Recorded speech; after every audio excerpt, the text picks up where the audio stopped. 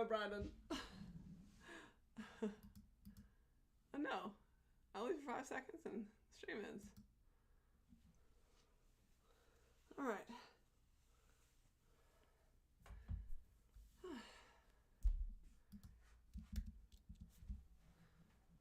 Game plan. I'm going to jump between this audiobook. If I'm going to finish, I need to read 3 hours a day. I don't think that's possible. Especially with this distraction.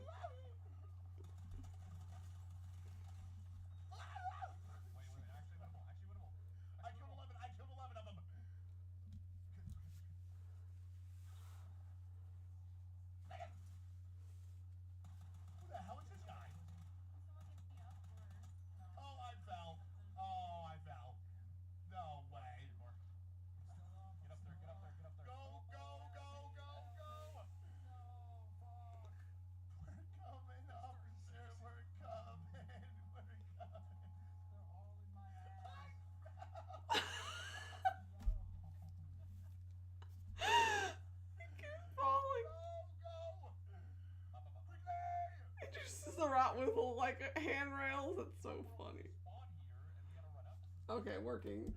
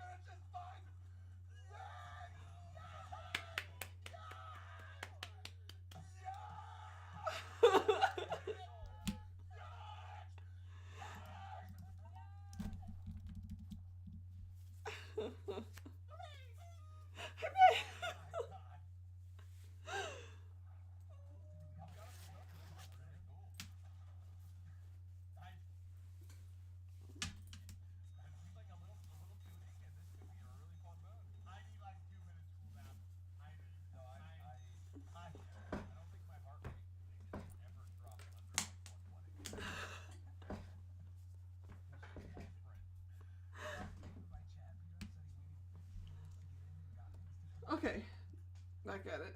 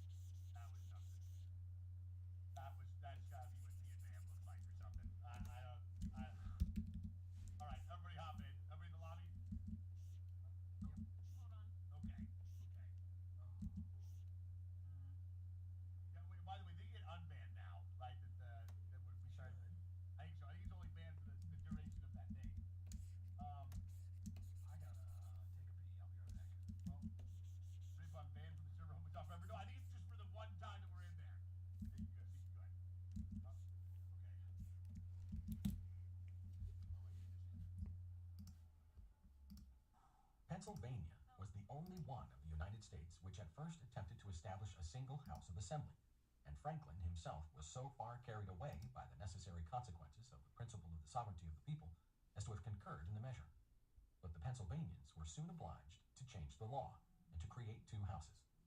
Thus, the principle of the division of the legislative power was finally established, and its necessity may henceforward be regarded as a demonstrated truth. This theory, which was nearly unknown to the republics of antiquity, which was introduced into the world almost by accident like so many other great truths, and misunderstood by several modern nations, is at length become an axiom in the political science of the present age. The executive power of the state. The executive power of the state may with truth be said to be represented by the governor, although he enjoys but a portion of its rights. The supreme magistrate, under the title of governor, is the official moderator and counselor of the legislature. He is armed with a veto or suspensive power, which allows him to stop, or at least to retard, its movements at pleasure.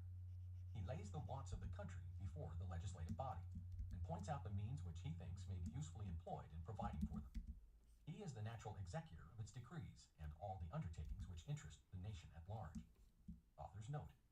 Practically speaking, it is not always the governor who executes the plans of the legislature. It often happens that the latter, in voting a measure, names special agents to superintend the execution of it.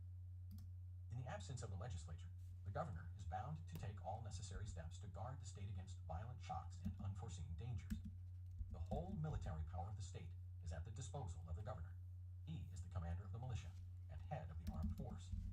When the authority, which is by general consent awarded to the laws, is disregarded, the governor puts himself at the head of the armed force of the state to quell resistance and to restore order.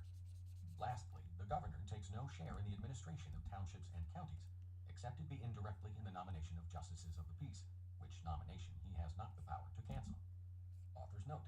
In some of the states, the justices of the peace are not elected by the governor. The governor is an elected magistrate and is generally chosen for 1 or 2 years only, so that he always continues to be strictly dependent upon the majority who returned him. Political effects of the system of local administration in the United States. Centralization has become a word of general and daily use, without any precise meaning being attached to it.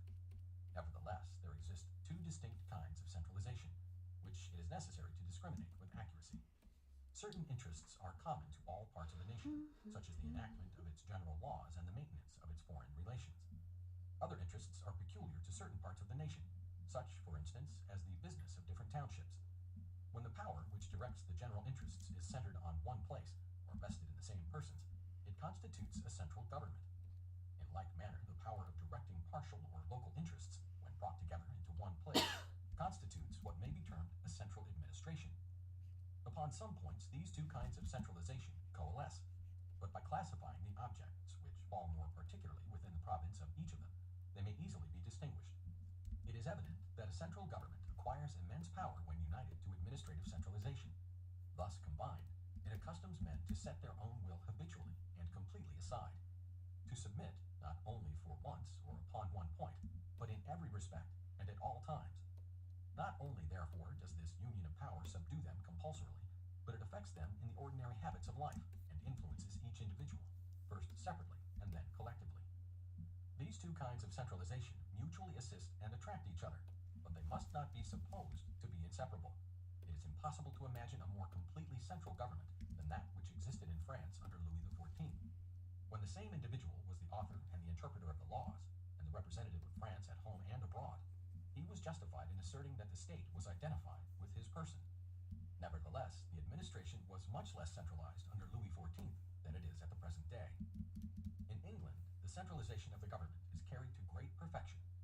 The state has the compact vigor of a man, and by sole act of its will, it puts immense engines in motion, and wields or collects the efforts of its authority. Indeed, I cannot conceive that a nation can enjoy a secure or prosperous existence without a powerful centralization of government. But I am of opinion that a central administration enervates the nations in which it exists by incessantly diminishing their public spirit. If such an administration succeeds in condensing at a given moment, on a given point, all the disposable resources of a people, it impairs at least the renewal of those resources. It may ensure a victory in the hour of strife, but it gradually relaxes the sinews of strength. It may contribute admirably to the transient greatness of a man, but it cannot ensure the durable prosperity of a nation. If we pay find that whenever it is said that a state cannot act because it has no central point, it is the centralization of the government in which it is deficient. It is frequently asserted, and we are prepared to assent to the proposition, that the German Empire was never able to bring all its powers into action. But the reason was that the state was never able to enforce obedience to its general laws, because the several members of that great body always claimed the right, or found the means, of refusing their cooperation to the representatives of the common authority, even in the affairs which concerned the mass of the people. In other words, because there was no centralization of government. The same remark is applicable to the Middle Ages. The cause of all the confusion of feudal society was that the control, not only of local but of general interests, was divided amongst 1,000 hands, and broken up in 1,000 different ways. The absence of a central government prevented the nations of Europe from advancing with energy in any straightforward course. We have shown that in the United States no central administration and no dependent series of public functionaries exist. Local authority has been carried to lengths which no European nation could endure without great inconvenience, and which has even produced some disadvantageous consequences in America. But in the United States, the centralization of the government is complete, and it would be easy to prove that the national power is more compact than it has ever been in the old nations of Europe. Not only is there but one legislative body in each state, not only does there exist but one source of political authority, but district assemblies and county courts have not in general been multiplied, lest they should be tempted to exceed their administrative duties and interfere with the government. In America, the legislature of each state is supreme. Nothing can impede its authority. Neither privileges, nor local immunities, nor personal influence, nor even the empire of reason, since it represents that majority which claims to be the sole organ of reason. Its own determination is, therefore, the only limit to this action. In juxtaposition to it, and under its immediate control, is the representative of the executive power, whose duty it is to constrain the refractory to submit by superior force. The only symptom of weakness lies in certain details of the action of the government. The American republics have no standing armies to intimidate a discontented minority. But as no minority has yet been reduced to declare open war, the necessity of an army has not been felt. The state usually employs the officers of the township or the county to deal with the citizens. Thus, for instance, in New England, the assessor fixes the rate of taxes, the collector receives them, the town treasurer transmits the amount to the public treasury, and the disputes which may arise are brought before the ordinary courts of justice. This method of collecting taxes is slow as well as inconvenient, and it would prove a perpetual hindrance to a government whose pecuniary demands were large. It is desirable that, in whatever materially affects its existence, the government should be served by officers of its own, appointed by itself, removable at pleasure, and accustomed to rapid methods of proceeding. But it will always be easy for the central government, organized as it is in America, to introduce new and more efficacious modes of action, proportioned to its wants. The absence of a central government will not then, as has often been asserted, prove the destruction of the republics of the New World. Far from supposing that the American governments are not sufficiently centralized, I shall prove hereafter that they are too much so. The legislative bodies daily encroach upon the authority of the government, and their tendency, like that of the French Convention, is to appropriate it entirely to themselves. Under these circumstances, the social power is constantly changing hands, because it is subordinate to the power of the people, which is too apt to forget the maxims of wisdom and of foresight in the consciousness of its strength. Hence arises its danger, and thus its vigor, and not its impotence, will probably be the cause of its ultimate destruction. The system of local administration produces several different effects in America. The Americans seem to me to have outstepped the limits of sound policy in isolating the administration of the government. For order, even in second-rate affairs, is a matter of national importance. Authors note, the authority which represents the state ought not, I think, to waive the right of inspecting the local administration, even when it does not interfere more effectively. Suppose, for instance, that an agent of the government was stationed at some appointed spot in the country to prosecute the misdemeanors of the town and county officers. Would not a more uniform order be the result, without in any way compromising the independence of the township? Nothing of the kind, however, exists in America. There is nothing above the county courts, which have, as it were, only an incidental cognizance of the offenses they are meant to repress. As the state has no administrative functionaries of its own, stationed on different points of its territory, to whom it can give a common impulse, the consequence is that it rarely attempts to issue any general police regulations. The want of these regulations is severely felt, and is frequently observed by Europeans. The appearance of disorder which prevails on the surface leads him at first to imagine that society is in a state of anarchy. Nor does he perceive his mistake till he has gone deeper into the subject. Certain undertakings are of importance to the whole state, but they cannot be put in execution because there was no national administration to direct them. Hello, Joe. Hello. Good evening. Great to see ya. How's it going? I was thinking about happening in the stream. Oh, I see you're live. Oh, what is Shadrach doing? He's playing a game. I'm trying to make it through this book, but oh my gosh, I keep missing stuff. Like, how is that? Into the towns or counties, under the care of elected or temporary agents, they lead to no result. Almost done with this page. The partisans of centralization in Europe are wont to maintain that the government directs the affairs of each locality better than the citizens could do it for themselves. This may be true when the central power is enlightened, and when the local districts are ignorant, when it is as alert as they are slow, when it is accustomed to act and they to obey. Indeed, it is evident that this double tendency must augment with the increase of centralization, and that the readiness of... You can't hear me? Hello?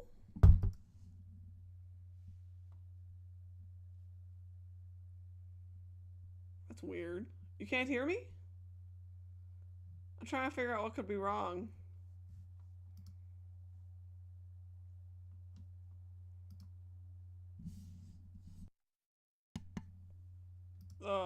Because it looks like the audio is coming through.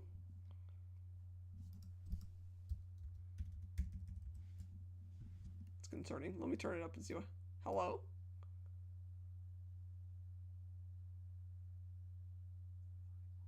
Oh, I can hear it when I turn on the stream. It's you! You're the problem.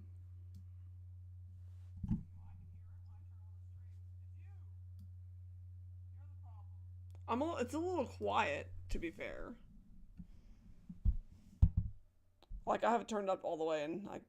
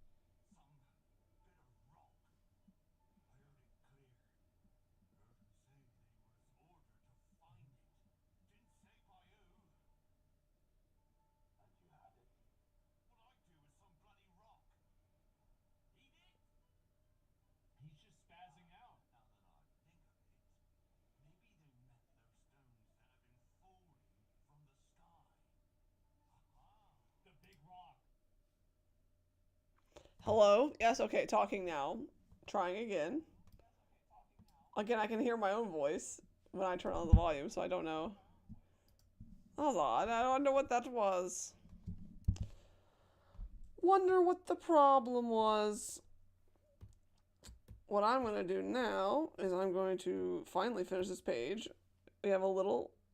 Oh, Discord's to blame. I see. We need our characters here to pop. I think I'm going to go with a dark background and a light foreground to accommodate their needs. But,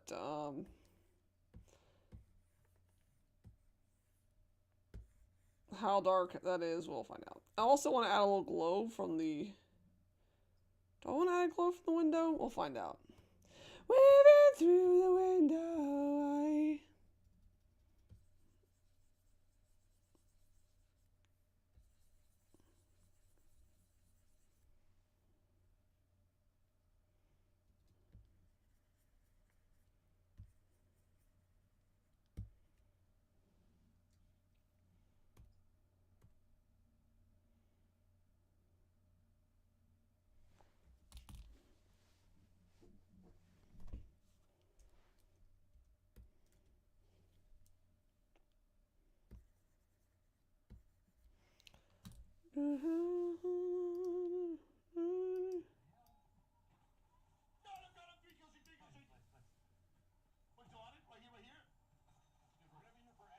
I've gotten so many spams in the chat today.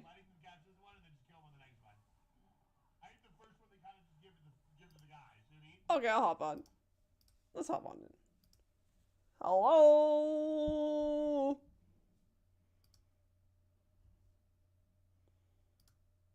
What's going on in here? It looks like deep space. I know it's not at all. But there's something about the weapon. It's something about the armor that looks like deep space.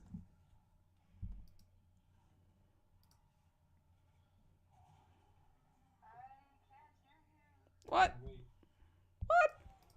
cannot hear you on Discord. Hello? What the heck? Hello? Hello? The volume was turned down, but not that much. Sheesh. What's going on around here?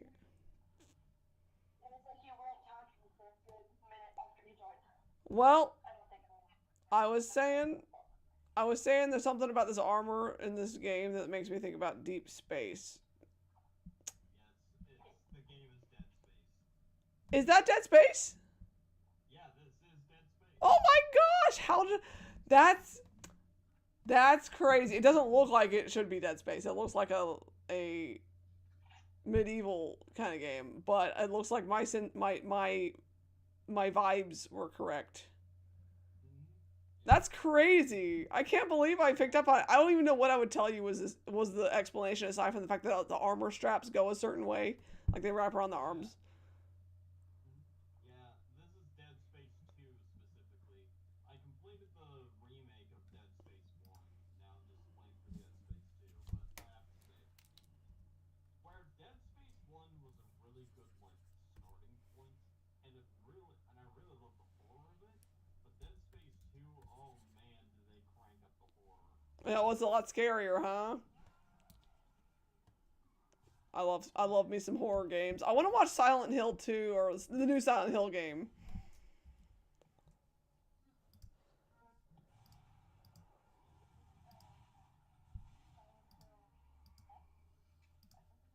I can kind of hear somebody in the background. All right, let me. Oh, Minnie is super quiet.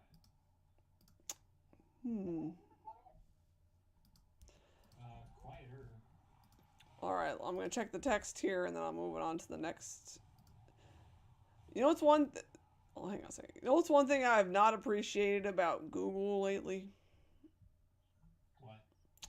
Every time I use Google on my phone and I search for something, it's like, do you want to use the Google browser instead? I'm like, no. And Yeah, it, it sucks. like, It's like, I wish there was a button where you could say, no, don't ever ask me that. it's like I'm in the middle of something right now. I don't feel like just randomly switching browsers. And it does the same thing with my. I'm currently using Quillbot to just check my grammar. And every time I get on here, it's like, you sure you don't want to do this on Google? I'm like, why? What? Why would I? Also, it's kind of funny to try doing grammar checking when I'm using a character with, like, no clear, like, he's just using a bunch of southern slang and things like that. So there's tons of errors. I'm like, he just talks wrong. Sorry for a sec. This game loves to jump scare the hell out of me. Indeed. How far along in it are you? Chapter 5. That could be anything.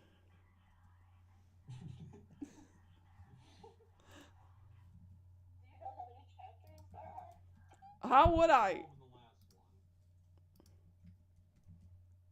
last one.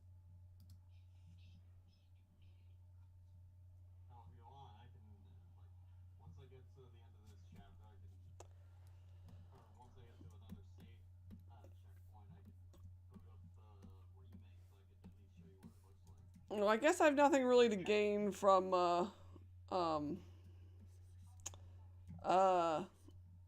knowing. Because it's not like it will change my experience of watching you play. But I guess it's good to know how close you are to the end. Maybe that's the real question. Uh-oh. Oh my god! Oh my gosh, look at it! What are we looking? What is happening? It just got jumped in the elevator. I thought I would be safe in this thing. Yeah, elevators are a safe space. Everyone knows this. Yeah. It's like home base. I know. Sorry that happened to you. Tagged. Just that's how it be. The alien didn't get the memo. No, come on. Rude. Learn how to read English.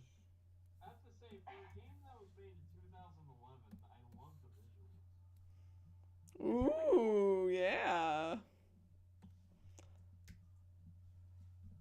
Have you played the new Resident Evil game? That's what I've been eating up. That's what I've been eating up lately. It's my type of game. I've always liked the Resident Evil games.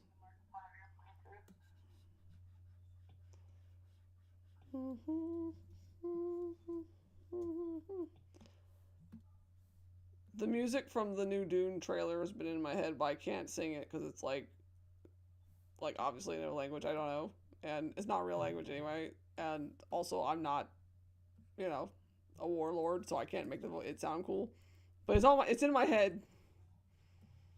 I still haven't seen the trailer. Well, I'm lacking. there's still time. Alright.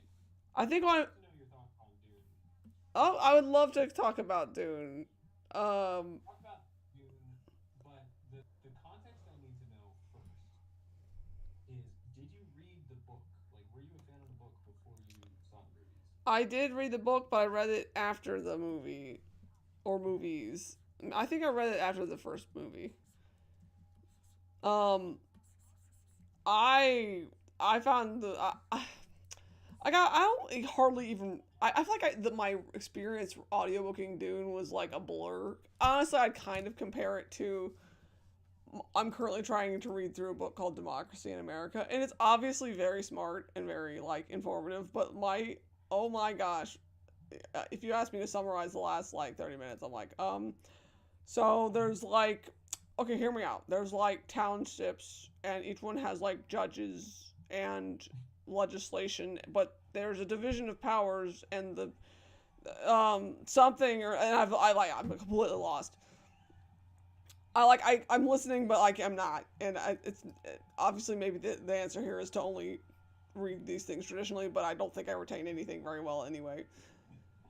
Anyway, I do know I liked the Dune 2 movie better than anything. I thought Dune 2 was sick. Looks like Shan. So looks like Headley's going on an adventure. Oh, you didn't die. Good job. Oh, yet. All right. Okay. Oh. Oh. Oh. Things are escalating in the game. Oh, this is getting. This thing has that out for you. Oh my gosh. Oh my word. Okay, so you're dead. I wasn't even. Oh, okay. What were you supposed to do there? Oh shoot. Thank you, game, for giving me a second chance. What went wrong? Oh, you're supposed to hit the. Thank you, game, for giving me a second chance. Sheesh. Sheesh. This is wild. I'm sitting here like he's gonna have a rough. You are hurting. Your dude's having a hard time. He's been tossed around so much. He shakes his head like it was a slight inconvenience. Like, ow. Sorry, back Dune, right. I got distracted, Joe. There's a lot going on right now, you know. I'm not watching Headley's stream because I don't have enough monitors. Oh no, so you have no idea what a distraction this is. He's having a time of it. Start me off The like game keeps killing him too while he's at it.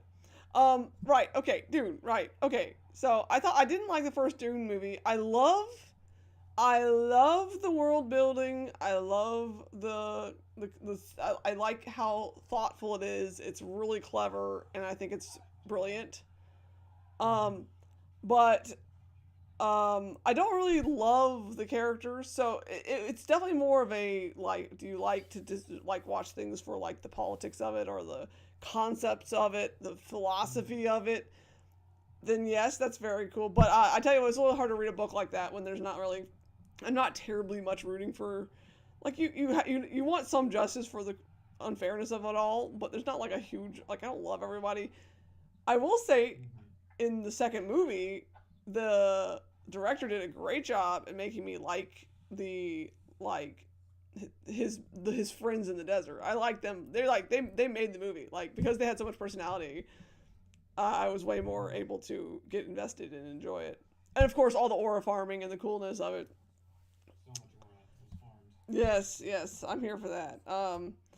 But I wouldn't read the book again. I didn't love it. I didn't have a great time going through it. I'm not saying it's a bad book. I'm just saying it wasn't my type of book. You know what I mean? Yeah. What about you? You read it? I have not read it, but like the reason I asked that question is because when I was watching the movies, I felt like they just assumed everyone was already a fan of these books. Because this I also enjoyed the movies overall, but my biggest complaint about them was probably like they treated a bunch of moments with like such gravity and such reverence. But as someone who had never read the book, I was like, what's significant here? You know, for people who read the book and they knew of all the big moments to expect, of course they'd be like, yes, reveling in how epic this is because they know what it all means. But I feel like the movie didn't really put in the work to explain to new viewers No, why all of this was so significant. that's a fair point, and I barely remember the first one. I know I watched the first one, but I feel like like I don't know. There wasn't anything that really like gripped me. You know? yeah, the first one was like I didn't love the first one. I was asleep. The second one I was tired and it didn't keep me from. Okay, the second one was good though. For the second one. Uh, More stuff definitely happened in the second one, which did make it a stronger movie. I didn't love all of the stuff that was happening. I was like, no, stop being Aaron Yeager, no.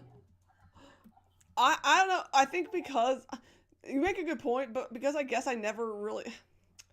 In the end, his end goal is still kind of the same of what his innocent self would have wanted, not like his younger self. Like, if it's vengeance, if it's justice for the wrong done to his house, and he becomes this Risagaib to get those results.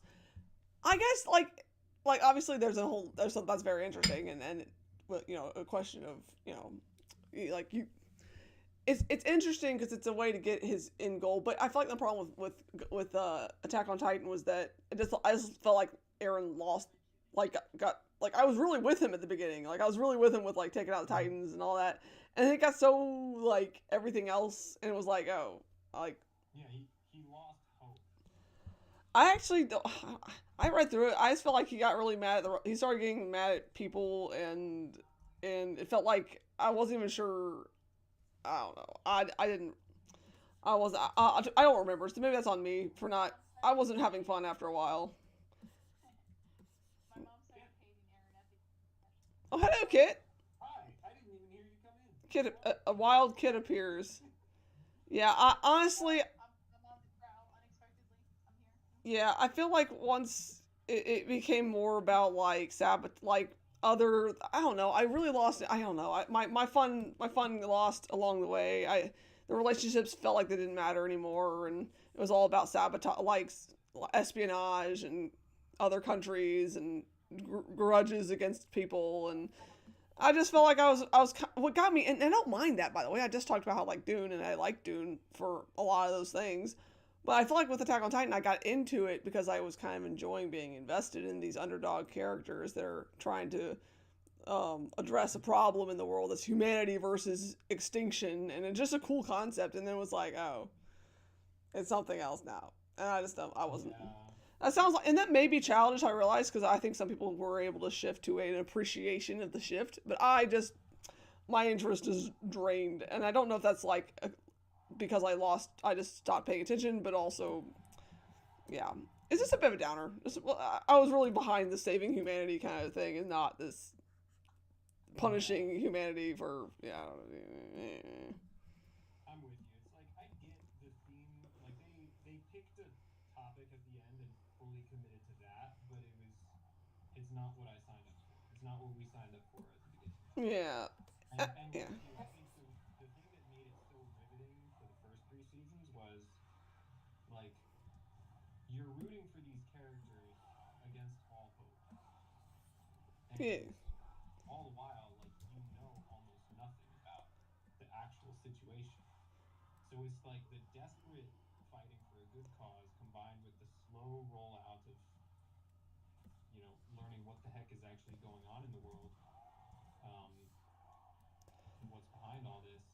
Like Yeah. that was incredibly strong storytelling, and it Dude, kept me riveted through the first three seasons. dude, that combined with like okay, yeah, my favorite things I love the again it's the idea of like a persistent stubborn unwillingness to give in to a hopeless situation. I loved the fighting group. There's like this I don't know. I liked I forget a lot of the names, but I like the general. I like that big speech when they're on the wall about their like it's just like Yes, metal as heck. Pixis. It's like that's the guy. I forgot his name. Um, I was vibing with that. I'm all about that, and I guess I just got frustrated. That it was like, oh, now we have to deal with what's wrong with humanity, which is people infighting. Which I'm all for some infighting, but it felt like that's what the entire fight thing ended up being about was like beef with other humans, and I was like, oh, I guess we're done with the saving humanity thing. Okay, I was kind of vibing with that. I don't even know where that lost I don't even know where that ended. Like, what episode was it where they stopped caring about? I guess when they discovered the outside world or something. It was just disappointing. There was a I'm very trying to think specific that it was moment. like a time skip happened. I almost feel like it was between seasons because I feel like I finished. I don't remember how each of the seasons are put together since like this was like I was watching Attack on Titan years ago, but I felt like the second they did the time skip and all of a sudden we're like in a completely different place is what threw me off. Yes, I Yeah. definitely recall I was when. like, wait, everybody is adults now. When did this happen? Also, everyone is like trying to capture Aaron or like Yeah, rescue him, but he's the problem. When did this yeah. happen?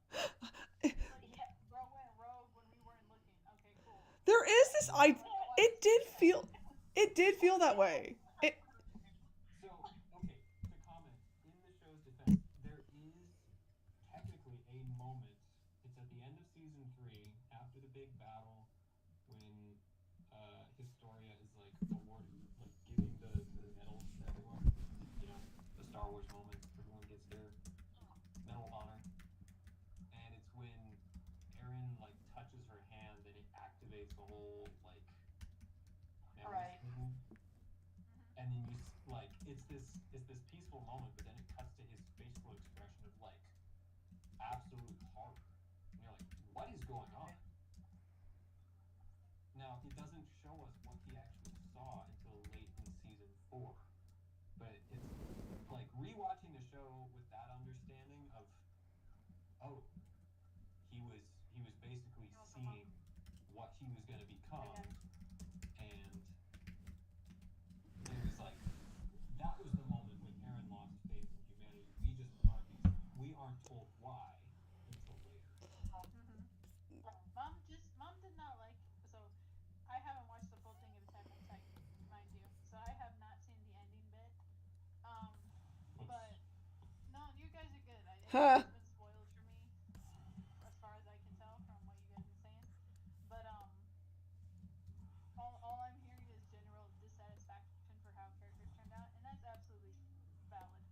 To be fair, um, but so my thing when it comes to Attack on Titan, and I know for me, I think I can tell when the switch happened. I think Minnie was right to say that it was both the time skip, but I would also say it started to change. I think right after his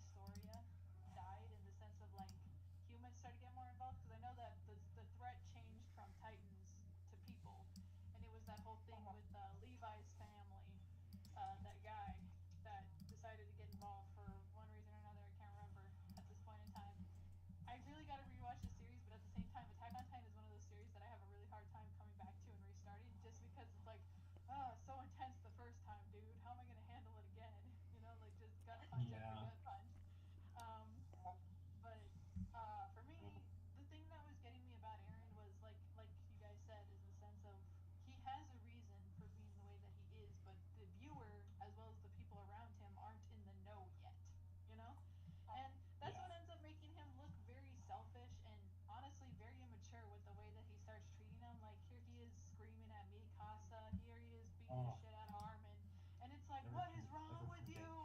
Never And forget. the fact that he was so up in arms that it was even getting Gene upset to the point where he was like, I'm gonna beat the ever loving shit out of you if you don't start acting right, you know? And it was like, it was the fact Yeah. that everybody was like, and that was the worst part, was the fact that he literally went rogue in the sense of he just was like, I'm gonna go do this now, peace, and everybody's like, Aaron, we can't lose you, you know? Yeah, and And then From and everybody it essentially putting their lives on the line for him and yeah, then ditching them at the and end, they had a which casualty, was trying to get his dumb ass, Right. like his dumb butt. Sorry. Low point of the Um, but story. it's so funny Man. because TG's over here being like, when did the threat change? It's just humans with versus humans, and I'm like discreetly looks at Scent like that's not happening in our current story in the sense of our main guy is going rogue right now, and everybody's like, come back, um, but I do like it. the scale is a little bit different. I my mom has completely given up on Aaron. She doesn't even want to finish the series. She says I can watch it and I can tell her how it ended, but she's basically given up. The only character I think that I'm invested in right now as of current story from what I've seen is Levi, because the last thing that I remember seeing is the fact that, Zeke, that cheeky son of a gun, with the fury of 1,000 suns, to the point where I just want to squish him in my palm, because it's like like after everything he's done, and I love him and Levi's dynamic in the sense of Levi really does not hold back on Zeke. He will do the most obscene thing to try and get this man to behave, and that's what I remember last, was that they were in the woods and Levi was just watching him, and then here's Zeke trying to pretend he's not an absolute maniac, trying to like read a book. He's just like, there's only so many times I can read this, like trying to make conversation with Levi, and Levi is like not responding. And then of course that whole thing happens where he tries to skedaddle and has like this whole game planned, and effectively Levi and him like Levi puts the kibosh on that instantly, but it also affects him. So I don't know how Levi, how if he's still alive in the series currently. I feel like I know the answer to that, but it's just the fact that I hate the runaround that Zeke puts everybody through, but I absolutely adore the fact that Levi's like the one character that's put the fear of God in this yes, show. it's very nice. Levi is the best thing about Attack on Titan. Uh, Yeah. Exactly. He's the goat. It I, took me a long time to come to that conclusion, but you are right. I, What is I think. everybody's opinion on the hate that Gabby got after she killed Sasha? um, Okay, good question. I, that is a I heavy have an question. opinion, and I'll share my opinion with you guys. But I'm curious to see what side everybody falls onto. I'm gonna let you speak your piece first before I come in here. Um, I, What's your opinion?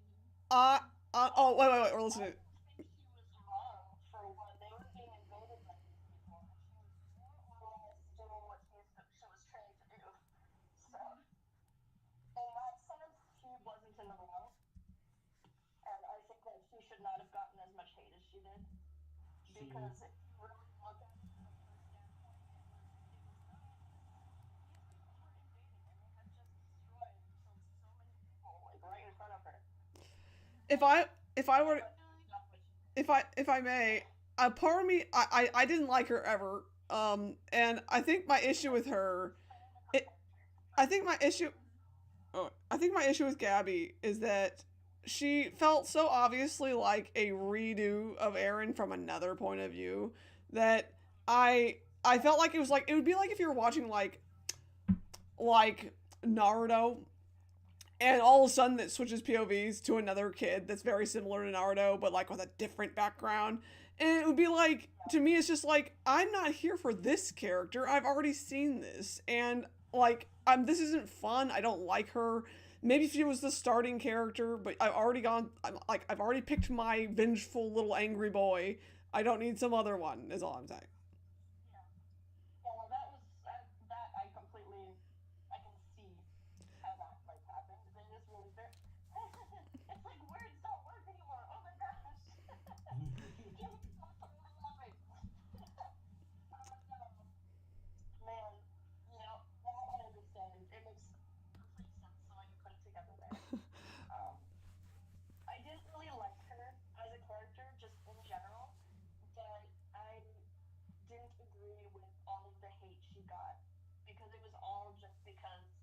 she had killed Sasha, at least from what I could see. And I'm sitting there like, guys, did you not see what happened before that happened? Like, I know Sasha's the girl, but like, Mm-hmm. why? It's The just, yeah. fandoms would be crazy. I can't. There's a certain there's just gonna always be people who Can I just say make up their mind. that for as traumatic? So sorry. Can I have an attempt to voice my thought? Please. Yeah. So I agree with Minnie on the fact that um, the hate is a little overdone when it comes to Gabby's character. I mean, you can dislike her as a character, period, because I think it's done intentional in the way that Gabby is written to resemble, if not mirror, a younger Erin. You know, angry, serious, dedicated, loves her found family and the people that she grew up with. And if we had to really break down the whole situation of what just happened, she just witnessed her home getting aggressively assaulted by the person that they've been telling this whole time is the enemy, the fabled Yep. Aaron Yeager, aka like they treat him like he's the devil, you know. So when he shows up, it's like, oh my gosh, the world is ending for these kids, right? They're in Yep. training. They're exactly in Zeke's position, the same position that Zeke was in years ago when he was first. Sorry. Um, but so I feel for Gabby in that sense. Her home just got annihilated. Not to mention her two comrades, dude. And Yep. comparably to Sasha, I think Sasha got the light end of the death there because we had one kid absolutely demolished. I'm talking demolished by a boulder, and then the other one just got stomped to death. And that was crazy to watch in itself to see that happen in real time with no censoring because dude, you know? Um, Yeah. so I don't blame her for being a little messed up and taking the win where she could, in the sense of she eradicated. Basically, I think in her mind she was like, well, if I'm gonna die, I'm gonna take somebody out with me, you know. I So just Sasha remembered just happened to be the person who got the short end of the stick. I just remembered the way that Aaron got like the way that he defeated the Warhammer Titan hmm was like one of the most brutal metal things that happened in the entire show. And It was intense. Yeah. I also want to yeah. add. The I also want to add that I think I also prefer. It's not just that she's similar to Aaron. Here's the thing that made Aaron likable at the beginning was that you open with him having this dream of being outside the walls and this like they had this optimistic thing of seeing the ocean and he's very and you establish a lot of these like characteristics of a hope for humanity that he kind of embodies and then there's this wrath against the things that prevent the freedom of humanity and that's all Mhm. likable traits that make you want to root for him. I don't remember there being anything regarding Gabby that I was like, what an inspiring character. So it's like she was just. Then to be fair, I didn't really pay too much attention to her, so I might be get maybe there were some things about her that I have been unfair with because I don't hardly remember that much. No, TG, I think you're absolutely right in the sense of there was not enough showcasing for Gabby's character.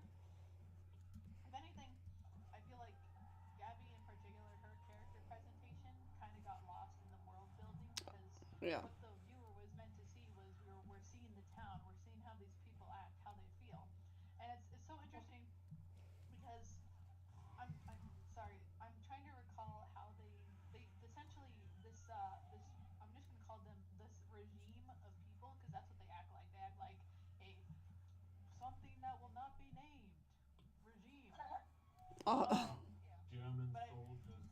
yeah, so they're acting like that, which to me is a really interesting way of reopening the series after so long. We waited years for this, and Mhm. this is how they opened it back up for us in the sense of we don't even get to see our babies until like halfway through this whole thing because we're in a foreign place and granted these people live differently but it is so crazy how rooted in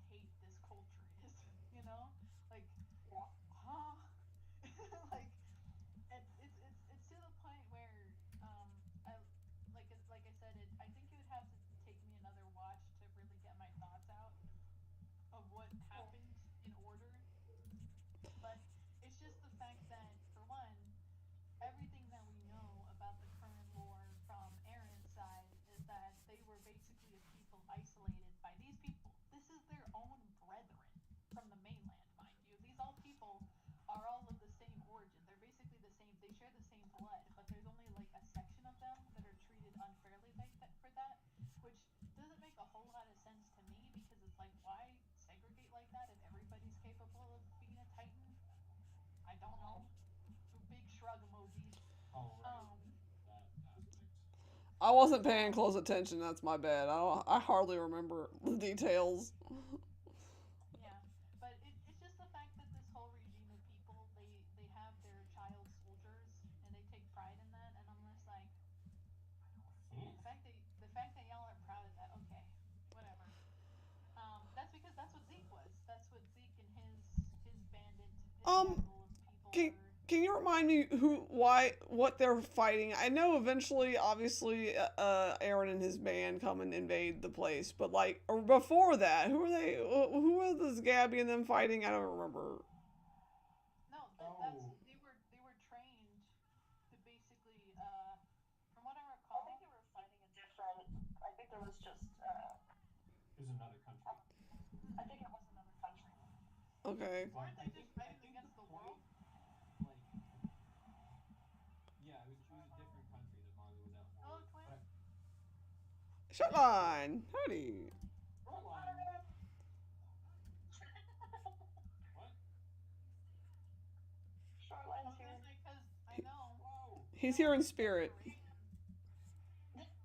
So the thing about this desperation was not only did the island of castaways feel that desperation because Aaron realized quick enough when Aaron became a teenager, he quickly realized that to break free of the system that had been in place for them, because like I said, they're treated as castaways.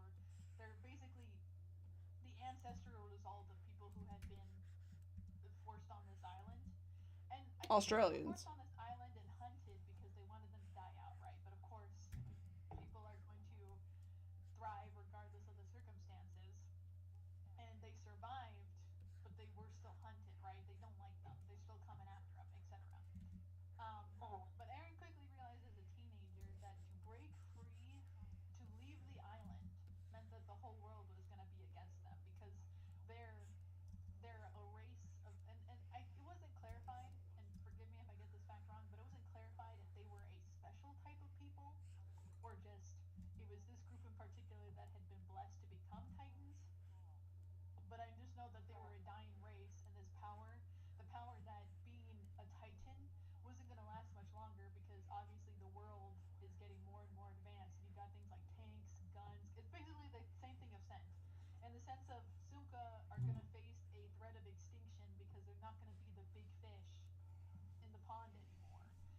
The things weaker than them are going to deem them as a threat that needs to be removed entirely. So they're going to start, coming out of the woodwork with things that they can't even tackle themselves if they don't evolve. I think Sunka are perfectly capable of coming up with their own technology and their ways, but I mean, we don't really know. If anything, I would love to see how they mature in the future to more modern day, but I'm sure that there's people probably in Emmett's present time that think of them as primitive. you know, like look at these people living in the Yeah, sticks. Essentially, like I'm sure that's how Clyde feels. Maybe if he has any significant thought. Oh Who knows? yes. Because I just know he doesn't like Sunka. Period. his head is So, not completely empty.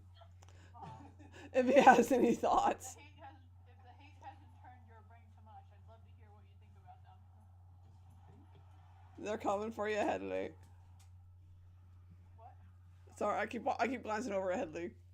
Mm-hmm. But Playing Dead Space 2. Ginger, but Welcome back. yeah, and actually, I feel like now to be fair, I don't remember. I just read the main big book of Dune. I don't remember getting to a point where I thought that Paul was like going rogue at all. But honest, I feel like the But I'm here, everybody. oh, Well, we can hear you, twin. We can hear you now. he shot nine. Okay, now I can hear people. There we go. Did you see Bear? I saw Yes. Bear. I didn't. Oh, Hold on. When I came in earlier, I was muted. I was showing off the board. The board. oh, I get it. Guys, my mom came into the kitchen and I asked her, "What's your opinion on Attack on Titan?" And she just mimics a spitting on the ground motion. That's how she feels about it. She's done with it, like I told her. Deal. That's stronger than words right there. My mom's fed up with Aaron. She does love Levi though. I know that for sure. Yes. I miss, you know who I miss the most? I miss Irwin. Yeah. That man forever. Irwin was peak. Yeah. There was just something. It's because I think for me, I know it's not any miracle for Aaron's people, the castaways in that city, to live to adulthood. I mean, there's plenty of people who've lived to adulthood, but Irwin in particular, the fact that he made it for so long, and it's like, I remember being really sad about the fact that he had no lineage coming after him, in the sense of he didn't have a partner, didn't have a family, etc. But it made me really sad to just see how committed he was to his role of commander, to the point where he literally was like, "This is gonna be the last ride, and I've sent so many on their last ride before, so it's only fair that I'm in the front," you know. And there was just this respect, grace, and dignity in his character. Like, he was the perfect leader, and it's no wonder that Levi connected with him in the way that his family does. The Ackermans, in the sense of they derive their talent blossoms under one person that they're super close with. If I recall, that's how it works. They're kind of empowered by the Oh, person that they deem as their chosen type thing. Very got it. confusing how that works out, but yeah, that was a detail that I did not miss. Um, but you could tell that Levi was not functioning at 100% after Irwin died, and that's what made me really sad, was because he depowered the goat. he needed Irwin as his battery pack. Now, to be fair, didn't he like wreck the freaking ape titan after that? Oh, Oh, he did. I It happened in the same vein, in the sense of, so what you're remembering is the fact that it was Zeke who Yeah. who started the initial call, and he's the one who's throwing rocks, right? Yeah. So it was after he threw the rocks, and the soldiers are down for the count. I think that's when, because it was either on the, I know he did it once or twice. The Beast Titan was looming in the background, coming to the city. I forget what time it was, but it was when Zeke was trying to put the pressure on them to get Aaron, because he wanted to rescue his brother. Rescue his brother. oh Sorry. my god. Um, That's one way but to say kidnap. yeah, right. But it was the fact that he was trying to put the pressure on them, and he had like more to go. And literally, it wasn't even just him that Levi messed up. Levi killed like a whole line of His Titans like just to yeah, get to him. like the whole Yeah, entourage.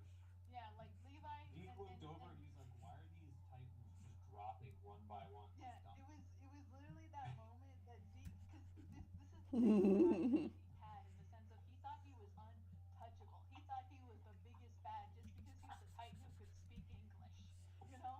And the moment that Levi checked his ass, I was like, get it, get it, get it, get it, go. That is a hilarious way to put it. That is really- Dude, I never, dude, the moment that fight, that it's so fight sick. alone in the series was just pure cinema, because you could never write the better way.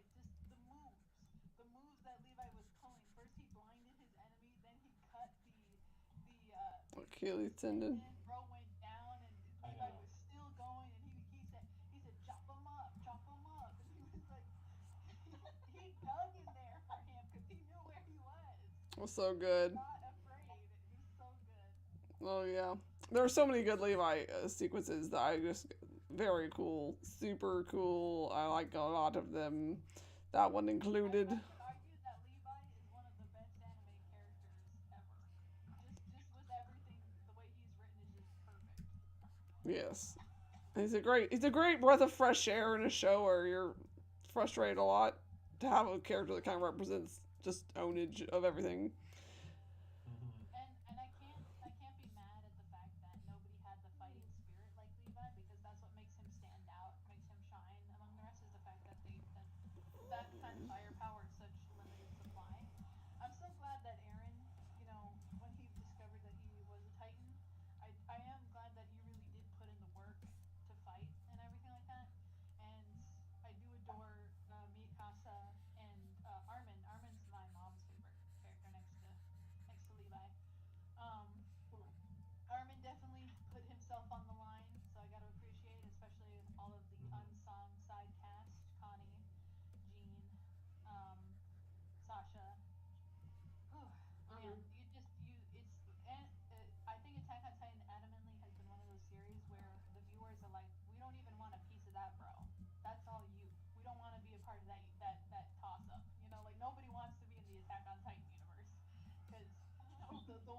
oh man, it really is a 50-50. It can go so good and then it can go so bad at the flip of a coin. Like I will never Depends on forget the the first situation. Like, yeah, no, do that y'all won't be remember fun. do you all remember how you guys felt on the initial jump when all the kids were released out for the first time and that one Titan just jumped for them, bro, and caught one of the Oh, kids in his mouth? I will never recover. That was one of the most intense moments of like anime watching in my life, dude. The way my heart Like, stopped in my you're chest, going dude. into that. You're going into that fight like, yeah, this is gonna be great, and then everybody gets freaking pummeled. Yeah, it was like this was like the reality check that they were not expecting, dude. And I don't blame them because honestly, dude. I would have gotten myself killed trying to work one of those things, bro. There's no way. There's no mm-hmm. way. I'm Um, what? I have not watched Attack on Titan. I'm just absolutely enjoying it. you It's not should, like I'm Headley. spoiling it. I'm just being attacked by children. So, regardless to a lot of spoilers that we've been throwing at you, it is Headley's gonna repent. Don't worry it about is it. worth watching. Yeah. Like It it is is a really good. very well crafted story. Got great It is soundtrack. somewhat frustrating at times. Banger soundtrack. It's one of the shows that actually got me into watching anime. Okay.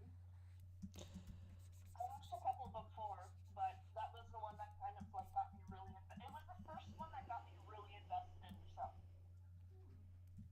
Yeah. Uh, Extremely yeah, invested. like I said, Attack on Titan has been the only series that I have watched almost to the whole thing where it's been the most intense, action-filled gore fest that I've ever seen in my life.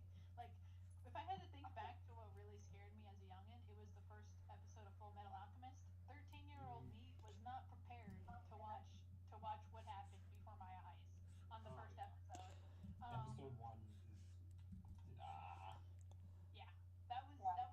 that was definitely traumatic.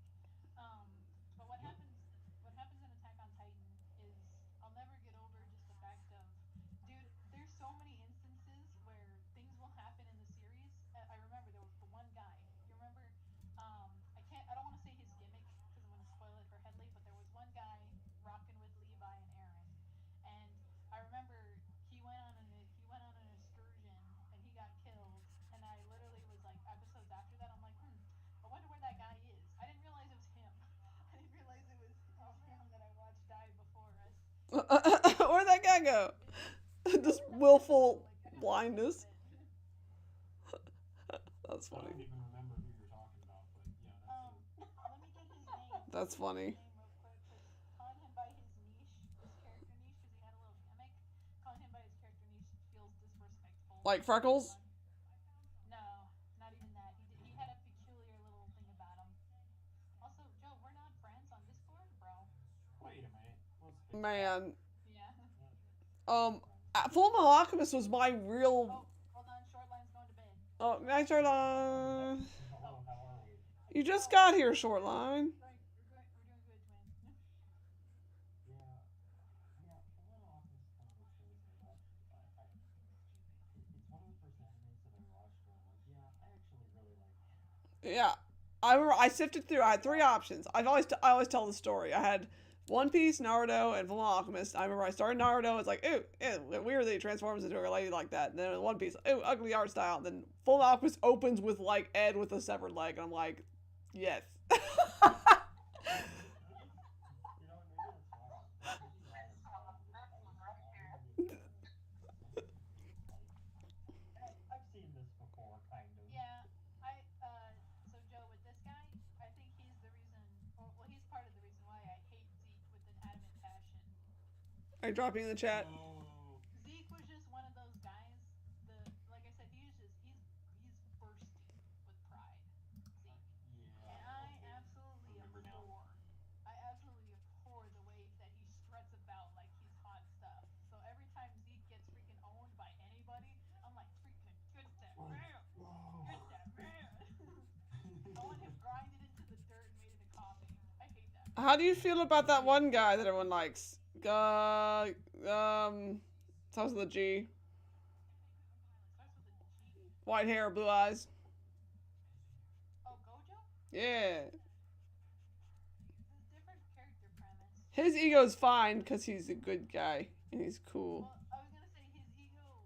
It's not that his ego is fine. It's just he's playing on a different side compared to Zeke. Because Zeke, he's playing for his own team, which I can respect. But it's the fact that he doesn't even have the emotional capability to be like. It's like he automatically hates his enemy. You know, when he sees them, and it's Hmm. like I get it. I understand because that's how. I mean, look at Aaron, the hating Titans thing. I understand Aaron's hate because we believe Titans were just mindless creatures. You know, just like what the heck made these guys? But with Zeke, to me, it's the fundamental lack of empathy for realizing that this isn't even my target. Let me go easy on him. It's the fact that he takes a little bit sadistic pleasure in flexing his own capabilities and then Hmm. absolutely destroying somebody who was never gonna beat him. Mind you, just absolutely destroying somebody who was never gonna beat him. That's where I take it up to a notch to where I'm just like, oh, you're not gonna have any respect for the enemy. Okay then, don't expect me to weep over you when you get your butt handed to you. And that was one thing Yeah, he is. that's one thing I really He is a SUNKA. I was about to say that's one thing I really like about Attack on Titan is it really appreciated how unfair being very big is. I feel like oftentimes that's almost like a nerfing. If once a person transforms in their big form, they're like weaker. I like to. I'm trying to make it to feel like okay, big thing is big problem, big problem. Big thing has its own share of benefit but also weakness because the bigger you are, the bigger a target you are. But that's if your smaller opponents have the firepower to deal with you, which the humans do because they have the fire sticks. But I'm talking it's just the fact that in this particular case with the character that I showed Joe, and Joe, feel free to Yeah. pass that around to everybody so they get the context. Um, but it's just the fact with this character in particular, bro was just a messenger. He wasn't even trying to engage with Zeke. He was literally just trying to get away from Zeke, and Zeke was like, and I took that personally. So it So just gets on my nerves. rather than pass around the image, I'll just say I won't say what happens, but I'll say when, because I didn't immediately remember who this guy was when I saw him, but just like early season 2, when we're first being introduced to Zeke, someone dies, and it's memorable. And yeah, that guy, Rip. I Season forgot. you're like even On better. Like season 2 was so long ago.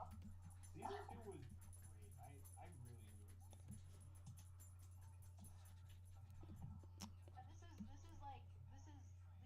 The moment that I'm talking about is when Zeke was making his way to the settlement. Like he was on his way there, and he had an entourage with him, and there was just one guy on a horse, literally one guy on a horse, man, and he took that personal. So Wow. I don't know. It's just I'll always be angry at Zeke. I just don't like him as a character because, and I mean, it's shown more later on with what he's been through in life, and I mean, I guess it's like I guess we can not be angry at child Zeke for what he did, but it's like at the same time, I don't know. It's mm, mm, it's a tough situation, but a part of me does resent him for what he did as a kid too, because it's just like okay, I see how it is because we love our family, I guess. Frog emoji. Mm-hmm. Um, but I don't know. I just don't like him, and I don't think I ever will. And I hope he dies in the series. So, Oh, not this series. oh, look at my baby, Mr. White.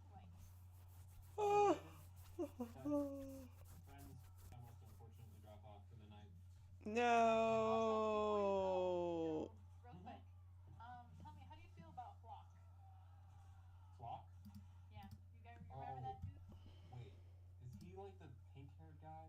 Yeah, the freaking annoying, whiny Oh my son of a gun. gosh, I hate that guy. I don't know who we're I talking hate that about. guy so much. I think I repressed my memory of him. He's He's a funny like little guy. He's a funny little guy, that's for sure. that guy is like he has a special gift for making the worst of every situation. Yeah. It's like So in the middle real. of the battle, uh, rather than being brave, just completely despair.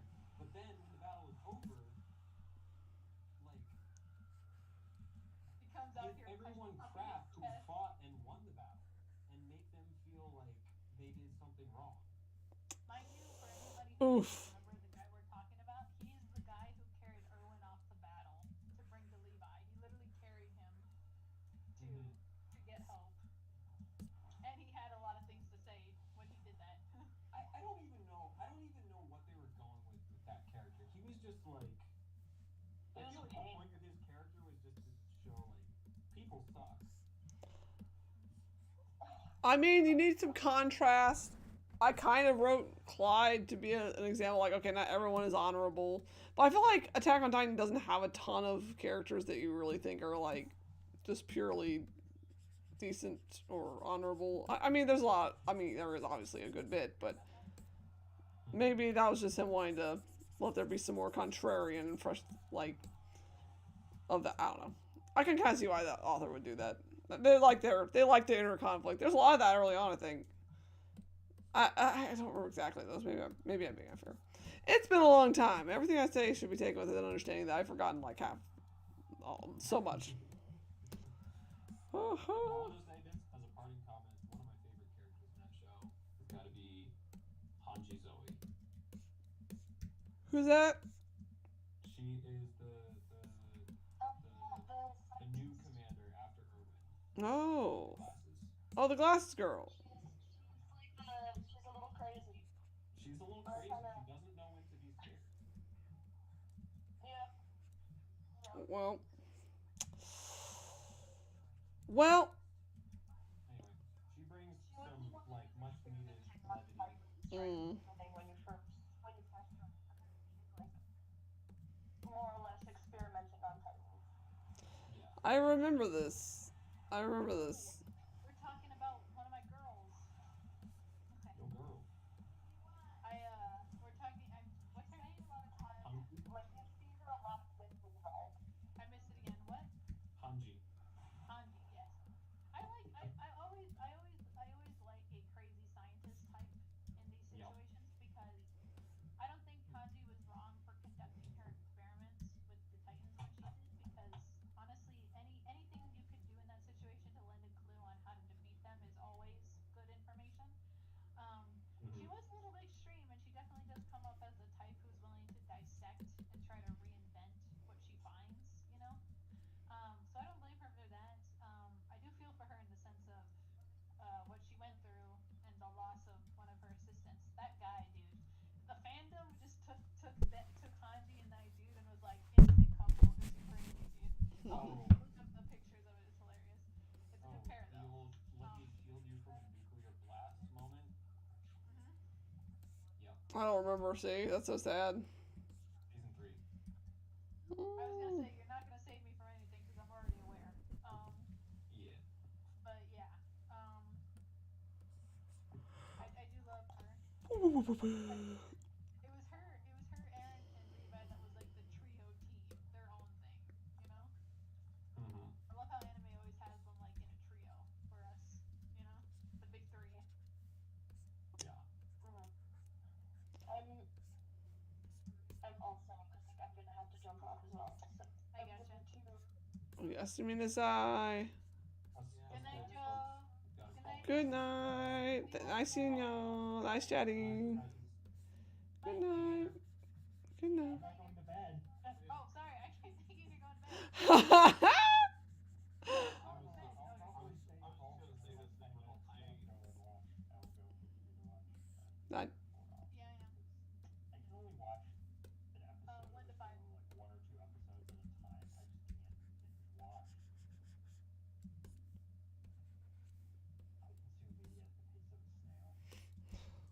Well, good news. I also produced media at the rate of a snail, so at the pace of a snail. So together, Give yourself more credit. You're not that slow. it takes a while. It takes me a while to get any project done, and then I just see Twitter's like, oh yeah, here's about 1,000 pages worth of writing in an afternoon. I'm like, oh, Me with my short story writing. I don't get any art done, but I can write a few short stories. fun. I've often wondered if I could ever be a novelist. I love novel. Oh, darn it, what am I doing? I put the eyebrows. Dumb. Dumb, Tiffany. Dumb. But Headley, you're getting off for the night? Yeah, I was just going to Have a say good this night. real quick, but Full Metal Alchemist did inspire me to create a couple. Well, actually, I used some of the characters as reference for some of my own, especially Wrath, and for the main antagonist of the world that I've been building. I was Mmm. gonna say, when it comes to Full Metal Alchemist, I can kind of see how it's influenced you just a little bit from what I recall. Mm-hmm. Yeah, especially, and I won't get into full detail, but he's sort of like this general that's, Mm-hmm. Take your trying to, time. Mm-hmm. basically he's been eyeballing the VAF for some time, and he's just like, you know what, let's duke it out, let's see who wins. Is this for me? Can I use all of it? But yeah, that's I'm pretty not much gonna all I use can all of it. pretty much I could sum it up to right now, but Probably won't, but I just want to cut it the way I want to cut it. y'all have a good night. Oh, you're on Good bed? night. Guess we'll never know. There he Whatever. goes. There he goes. It's now just the four of us. Ah, yes. We can talk about Dune and Spider-Man. Oh, and Kanga! I need to watch the Dune trailer. There's only a few movies that I've gone ahead and read the books for before I've seen them. Oh? Dune was one of them. The other was The Martian. That was the first movie I remember being really excited Dude, about. The Martian is a banger book. What a great choice. I was audiobooking it. I remember laughing out loud throughout it, and that's with it being very cool and intense. It was so funny though. I have Project Hail Mary, like I have the book. My aunt got it for me for Christmas, but I have not read it. Because, I don't know, maybe it's just how my brain is wired, but I need to sit down and plan out trying to physically read a piece of media That's how I to feel when it consume comes it. to watching something or writing something. I need to have time to like. I need to have time to waste, not get Yeah, into it right exactly. away. Yeah. I just heard from my sister and buddy that they just didn't like it as much, and so I was like, okay, let's wait for the movie. I don't know what they didn't like. Maybe I'd like it more. I don't know, but the movie looks really fun, so I definitely want to watch it. I need to cut Is you it more already corners out? when I'm done. It's coming out tomorrow. Oh really? Oh. I think I want to go watch it. I haven't planned who I'm going to watch it with. I mean, I have some obvious choices, but I haven't scheduled it. Hmm. Hmm. I cut it then wash it, right? But I definitely am 100 billion% vibing with that new Spider-Man trailer. I'm like, yes, yes, everything, yes. So much yes. Primarily because it's very obvious that Daredevil's going to be in there. Heck yeah, that which means they're going to tone it down and make it more like grounded. Heck yeah, and I love the idea of Spider-Man having to deal with the fact that no one knows him, and I like the idea of starting fresh with a character that's dealing with isolation. I think that's just brilliant. As you know, I like that, guys. I'm so ready. And it's so perfect to put him in a bad situation like that because it's like he was always supposed to be the character who was in a rough state and having a hard time. And Classic Spider-Man script. yeah, so nice to have this finally where we're at. Feels right. Feels good. I love the actor for Scorpion, so I was really glad they finally. It seems I don't know how much priority they're going to give him, but I really hope it's a good amount.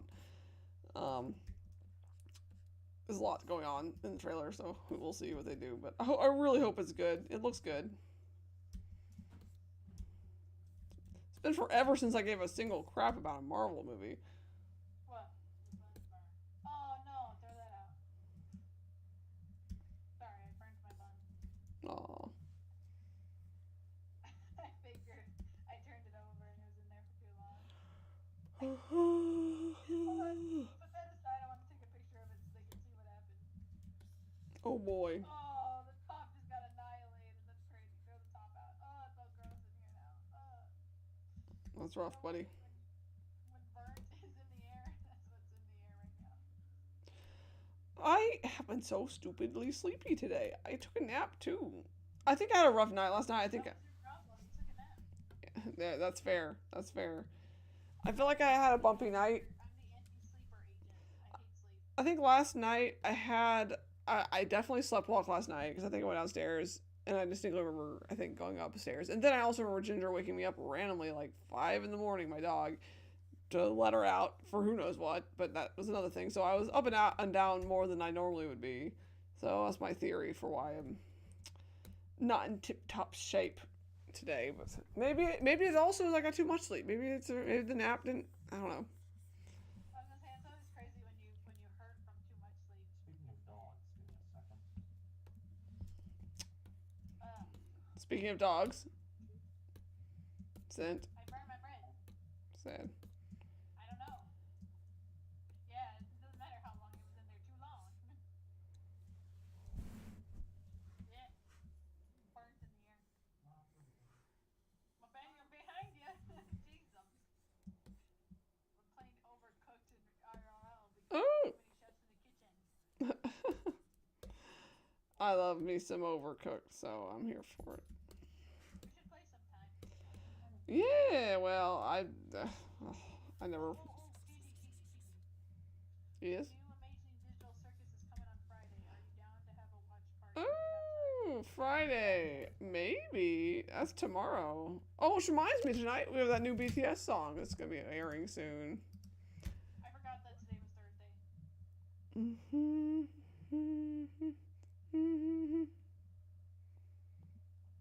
Let me find my. Ooh, Crimson Desert Day. There's a lot of video games I want to be watching. I want to watch Crimson Desert. I want to watch Silent Hill. I was vibing hard with Resident Evil, so I'm totally in the mood now. What was I about to look up? Oh my gosh, what was I just about to look up? What are we talking about? Not sure. No, no. Do I throw it away, Mama? What the heck are we talking about? Oh, it's like so hard. Ugh. The poor brain. Oh. Y'all are not helping me.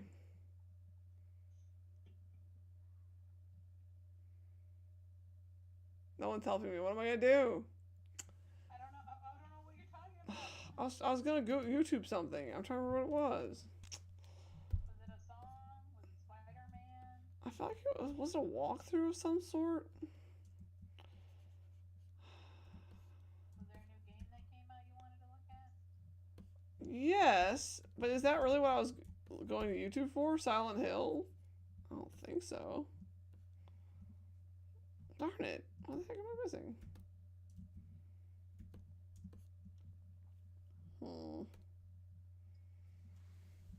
I'm trying to think. Oh, BTS. You let me forget that. How could you? I said it. Was it a song that you wanted to listen to? It was. There's a Remember new. that you were seeking out BTS. Where's the okay, it would be Hype labels. Swim. It's called Swim. It's coming out in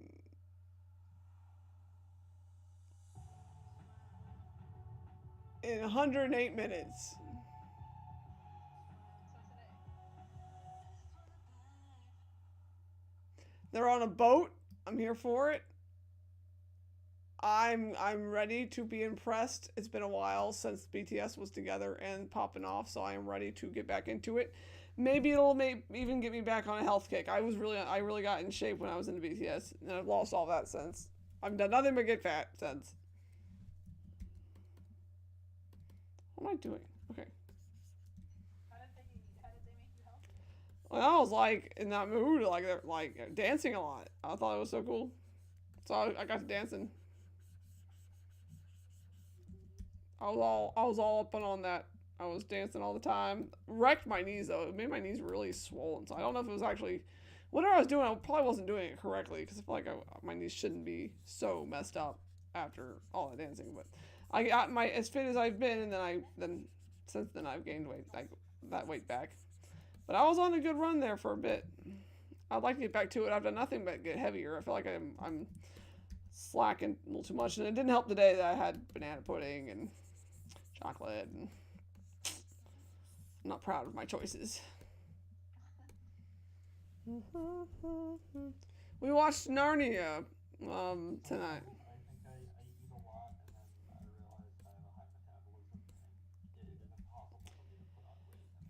Good for you. You know what? You're probably not in shape. Yeah, that's true. Good for you. That's on me, but I'm just like, I know with the high metabolism, you're not putting on the pounds, but you probably need the weight a little bit just to put on muscle. The heck? Woo! Well, I'm not sure if you need to, but Yeah, you need a little bit of fat to make muscle, no? true. Yes, if you're aiming for muscle, yes, absolutely. Obviously, I need to get on that. I don't know. The problem is I like to dance, okay, and the dancing. When I really want to work out, I would do Dance Revolution, and I went to go do it, and I have the dance pads and everything. But then for some reason, I don't know where PS2 went. I don't know if we sold it. I don't know if it's gone. I don't know, but I don't have it anymore. And there's no other device to play it on, so I'd have to get another PS2, which I could get now that I actually have money. But do I want to gamble my money that I currently have on a DDR? Probably should for health's sake, but still. Because I was really that'll get you in good shape right there. DDR is where it's at. I know you could play Just Dance, but Revolution, but my mom was like, no. no. Yeah, Why? I don't know. So, well, that's my jam. That was my special skill. I'm very good at Dance Revolution when I'm in shape. I probably wouldn't be very good now because I would just run out of oxygen and die. Today in class, my teacher made us flex our leg to show like a leg muscle. Could not stretch my leg out straight. It was awful. Oh no. I was like, dude, yeah, I'm very stiff. Early this year, I started doing some like yoga just because I was getting really stiff, and then I got better, and then I stopped doing yoga. So, like, all right, I fixed myself. Done. Thank you, Mama. Done with that healthy lifestyle choice.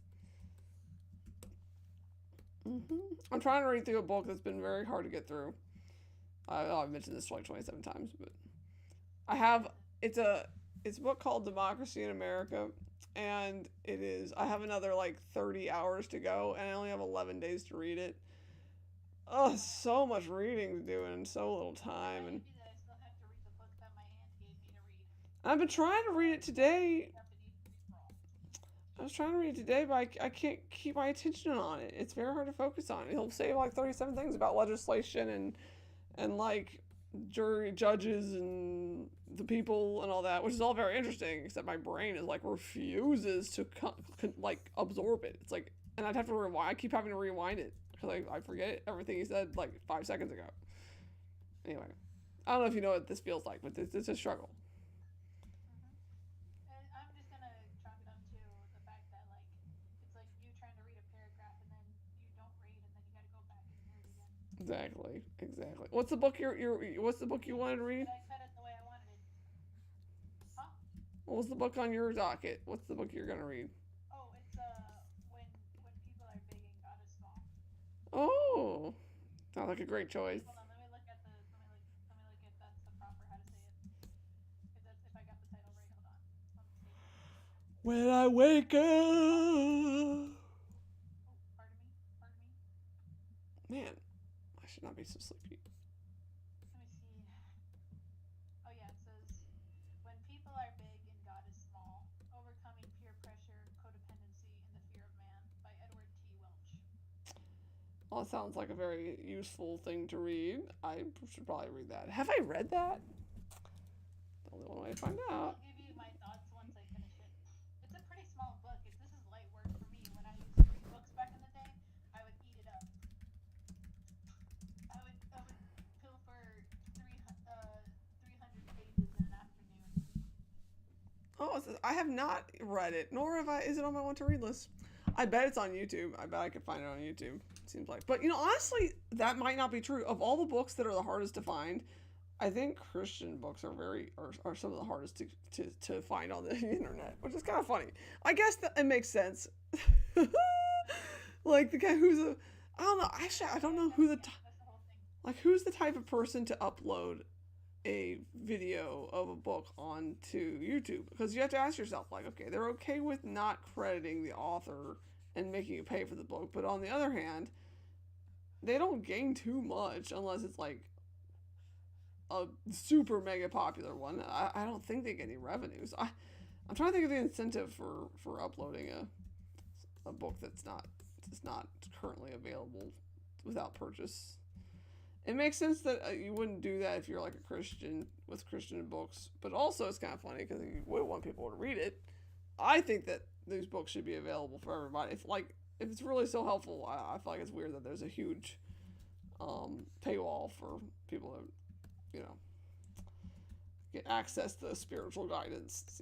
I get that there has to be some, obviously, to make some money, but it's a little weird that they're so hard to nab. That's how it is for textbooks. You think they make them more affordable for the students that need them, but they're like $200 up front. It's very weird.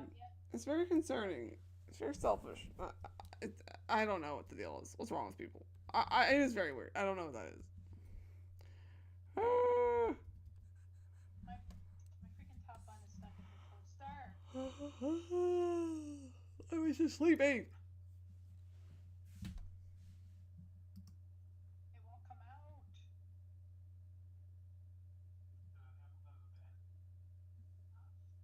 I'm gonna let you listen to a little bit of Democracy in America. The one and the incapacity of the others must become more and more prominent. But I deny that such is the case when the people is as enlightened, as awake to its interests, and as accustomed to reflect on them as the Americans are. I am persuaded, on the contrary, that in this case the collective strength of the citizens will always conduce more efficaciously to the public welfare than the authority of the government. It is difficult to point out with certainty the means of arousing a sleeping population and of giving it passions and knowledge which it does not possess. It is, I am well aware, an arduous task to persuade men to busy themselves about their own affairs, and it would frequently be easier to interest them in the punctilios of court etiquette than in the repairs of their common dwelling. But whenever a central administration affects to supersede the persons most interested, I am inclined to suppose that it is either misled or desirous to mislead. However enlightened and however skillful a central power may be, it cannot of itself embrace all the details of the existence of a great nation. Such vigilance exceeds the powers of man, and when it attempts to create and set in motion so many complicated springs, it must submit to a very imperfect result, or consume itself in bootless efforts. Central. Okay, I thought it was a banger lines. I picked a bad part to be like, here's why it's so hard to read. I'm like, okay, those are great. But that's why I like the book. That's why I'm reading it. But like, oh my gosh, sometimes I get so lost in the sauce. It's so hard to read. I didn't hear what it was. Oh, well, never mind. As someone who really likes to listen to a lot of long form documentaries, I've been tempted before just to say like, "Hey TG, you need things to listen to." Yeah, I'll take half an apple. Uh, Apple. Apple. Short line. What did you say? Hey TG, what's to listen to? Audiobook. As someone who listens to a lot of long form content, I've been half tempted. It's like, I don't know, maybe TG needs some things to listen to on occasion. It's true. I do. Yes. Have you watched The World at War? That's one of my favorite documentaries. I have not, no. What's your favorite? What do you like? My favorite documentary channel is a channel by the name of Homemade Documentaries, which does spaceflight documentaries. And then there is a group who did a week by week, like each week episode is 1 week, Oh wow. following World War One, World War Two, and now they're doing Korea. There we go. Just need to listen to the most in-depth documentaries on those three conflicts. I can just I send would you love that. I would love one of these days. I think honestly, I'm gonna have to do it when I guess I'm an old retired raisin. Is to actually have time to read books and make my own like collection of notes based off history in the world. Hear me out. Audiobooks. That's the life hack. Don't get me wrong. Like how me and Twin expressed that we need time to waste to consume something to our own comfortability. I feel like school never gave me enough time to enjoy what we were learning, so I'm not it's not gonna stay with me, you know? Cool. Yeah. So You that's put why I feel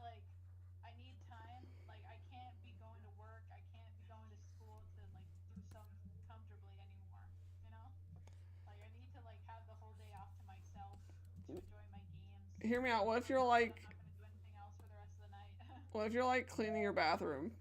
Even during the spring break, like I've been, because I don't know, I feel like there's such an expectation that you need to constantly be doing things, whether it's work or school or even just like Working towards a product, goal.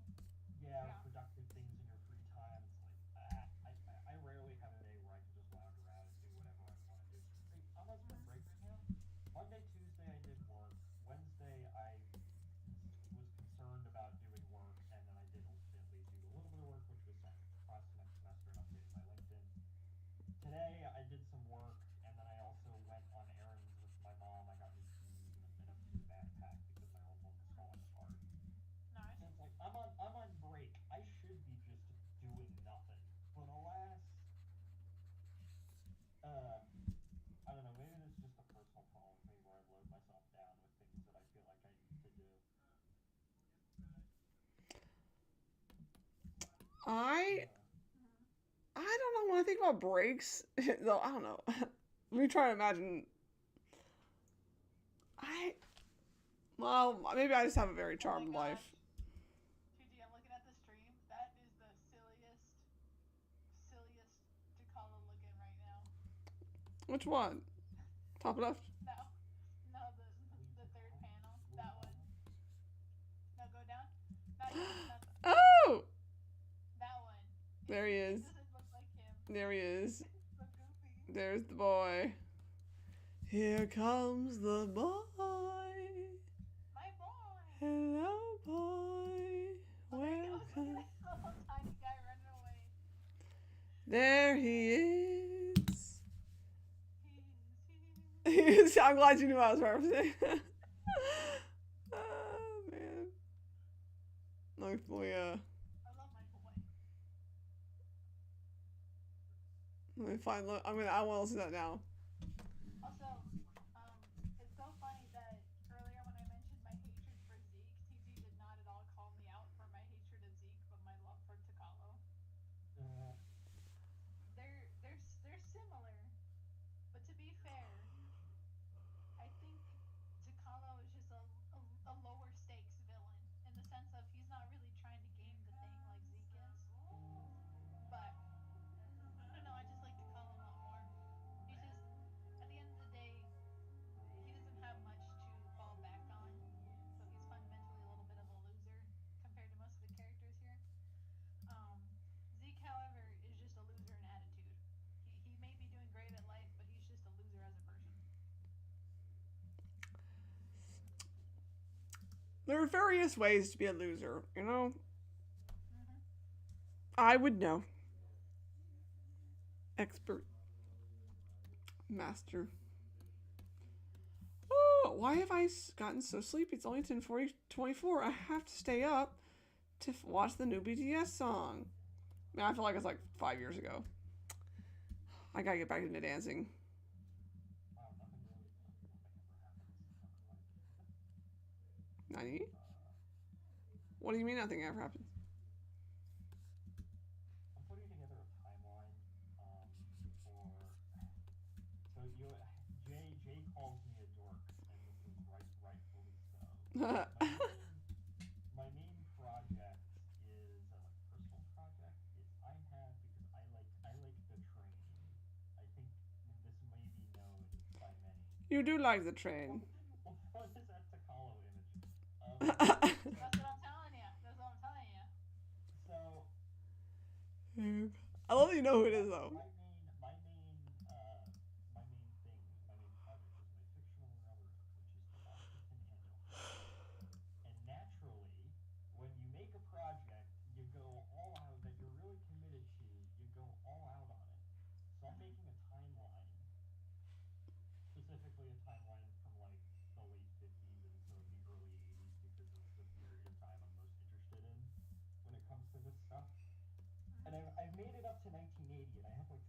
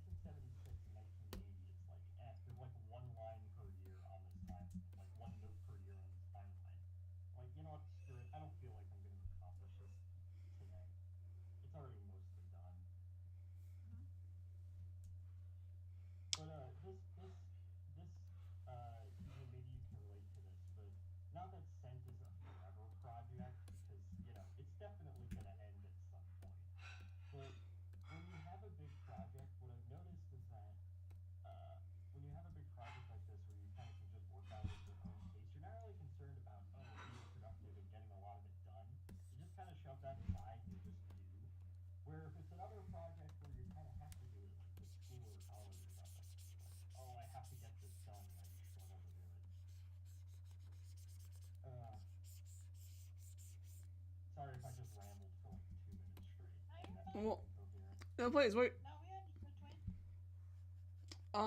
Are you saying it's hard to get the projects that are just your forever projects, or No, what I'm saying is that forever projects, I guess what I'm getting at is with forever projects and projects I can take on at my own pace, even if they are monumental, like this, in terms of like what I actually want to do, I don't experience the stress with that. Where if it's like a college project that has a very set sort of near term ending, I stress out a lot. well, it kind of makes sense because there is something to be said about if it's your own project and you're not kind of limited to a time frame.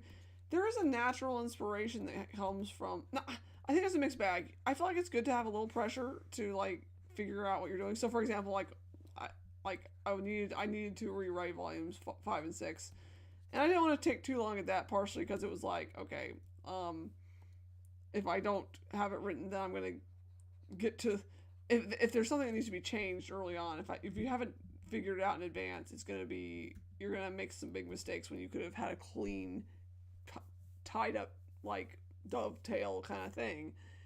And so there was a little bit of pressure to get that done, but um uh and I think you need that, which because it forces your brain to start looking for the inspiration, but it is a little tough because it's not really a math project. Inspiration kind of just happens. I know you're talking more about like maybe historical stuff, but also knowing what to talk about historically and stuff like that, technical stuff, also still does come with a bit of inspiration and vision, I think, in my opinion.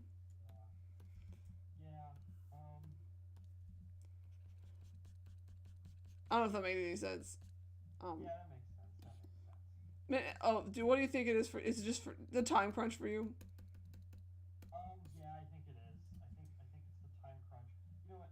I know this is also kind of obvious, but I didn't really realize until now. With school, there's a consequence for not doing it correctly.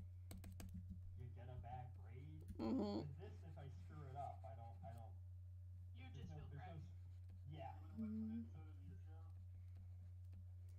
To me, that's a bigger consequence than a bad grade. But then again, I'm also the person who was freaking out when I was gonna fail my class when I was sick. But there was literally nothing I could do. Bro was asking for an essay, multiple assignments, over 60 pages of reading. I was not gonna get that done in the shape I was, even with like a week of time. Was not gonna get through it. See, my issue is that if I were in a similar situation, I couldn't just throw my hands up and say, yeah, there's no way I'm getting this done. I would try and do it and then No, I stress Yeah. did, out about Quinn. it. I Um, did. I have It a was a story. struggle.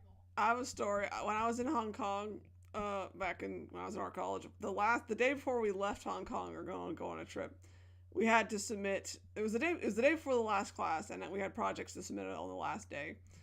And the day before, I ended up like just could not stop throwing up, and it was bad enough to where I think somehow I didn't contact anyone, but someone contacted the school to come take me to a clinic, and in fact I had like a stomach virus of some sort, and I still got my homework done and got to class that next day because you don't turn it in any other day. It was literally it was awful, of course, but it was like it's due that day, and then I'm out of the freaking country. There's no other time. There was no other way to submit it, so it was like, well, Oh, guess I'll just suck Don't make this me up. feel bad now, y'all.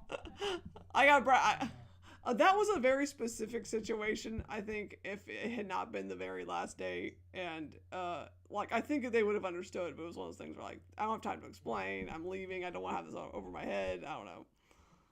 I was, and about that, I was talking to my mom yesterday when I was freaking out about getting my work done.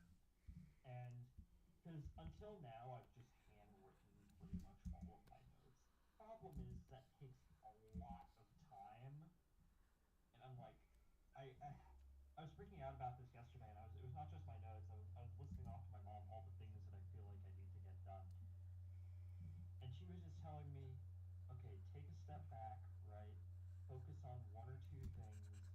You know, you like to handwrite all your notes, but it's clear that that is just causing more stress. So maybe you can, with one or two of your The classes, bigger one type step. them out. And it's just a matter of I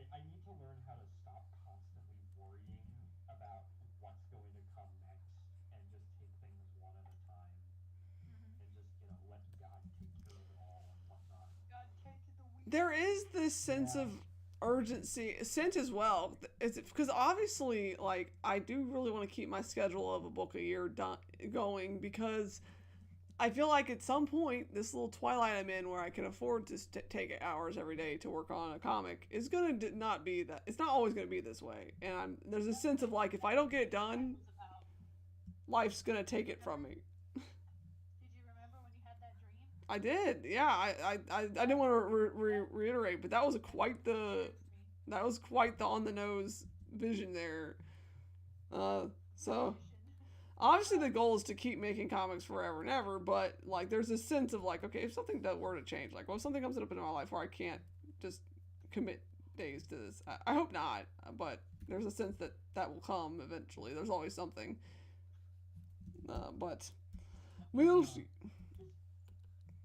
Yeah, I guess it's also because I feel like, and maybe this is wrong because I'm obviously not you, but you're in a position where you can actually do all of this stuff right now. And is it like you're worried because you're in a position where you can do all of this stuff? Yeah. And that's almost like the culmination of like working for years on something, and now it's like, oh, I can finally do it. Now I'm scared it might go away. Yeah, well, exactly.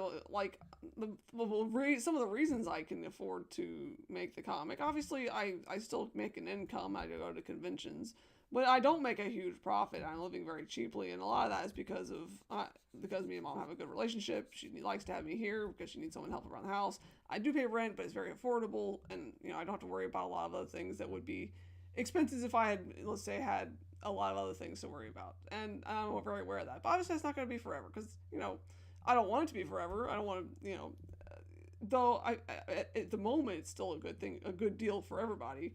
But eventually that might change. And it's like, I don't know what that looks like. I worry that, like, life does shake things up sometimes. And sometimes those things life doesn't let you do the same things, So there's a sense of, like, okay, I got to take advantage.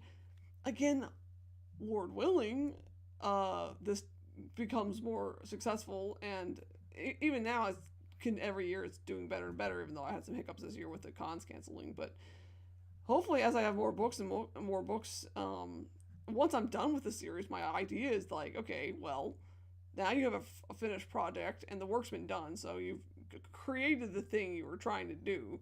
And obviously, once you're there, you've already got something like a default thing that you can constantly sell without having to worry about it. But I do want to make more comics. I'd like my next project to be more. I'd like to push myself. I'd like to see what technical skills I can drag out of myself that maybe I didn't try with this one. I don't know. So, and all being said, there is a sense of urgency because certain moments in history. I also think a lot of other artists and writers and creators had a moment where they were locked in, and that they're not always locked in. So, I'm locked in right now, and I don't want to lose the flow.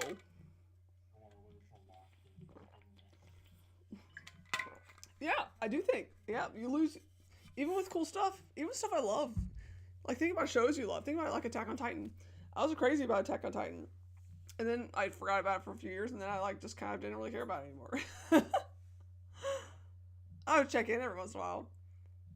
But I know that's just a consumption thing, but also with our own projects. I've had several projects that fandoms, things I got into, did fan art for, stories I came up with, but if you're not actively doing it, out of sight, out of mind, it's hard to remember to keep at it. Yeah. I don't think that's going to happen with Sent, because sunk cost fallacy. I don't think you commit, 5 years of your life to something and then be like... You're also most of the way done with yeah. it, and there's an entire group of people, aka us, who like it and actually want you to complete this thing. Yes, y'all have been... Yes, the root is the best thing. Oh my gosh. The benefit of TG not completing Sent is the color doesn't die.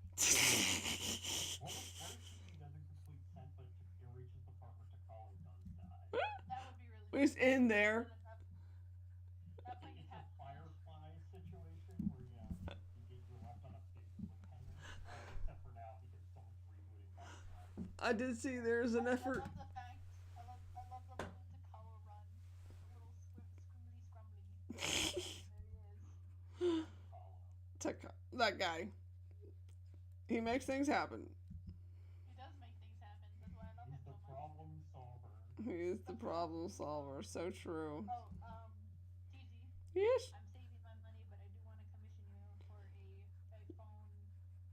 Ooh. I gotta figure out the dimensions on my phone because I want it to fit perfectly. Oh yes, I love this idea. I'm for it. I'm here for it. It's gonna be a home and a lock screen, and I'm still thinking about what I want you to draw. Big decisions. Big decisions.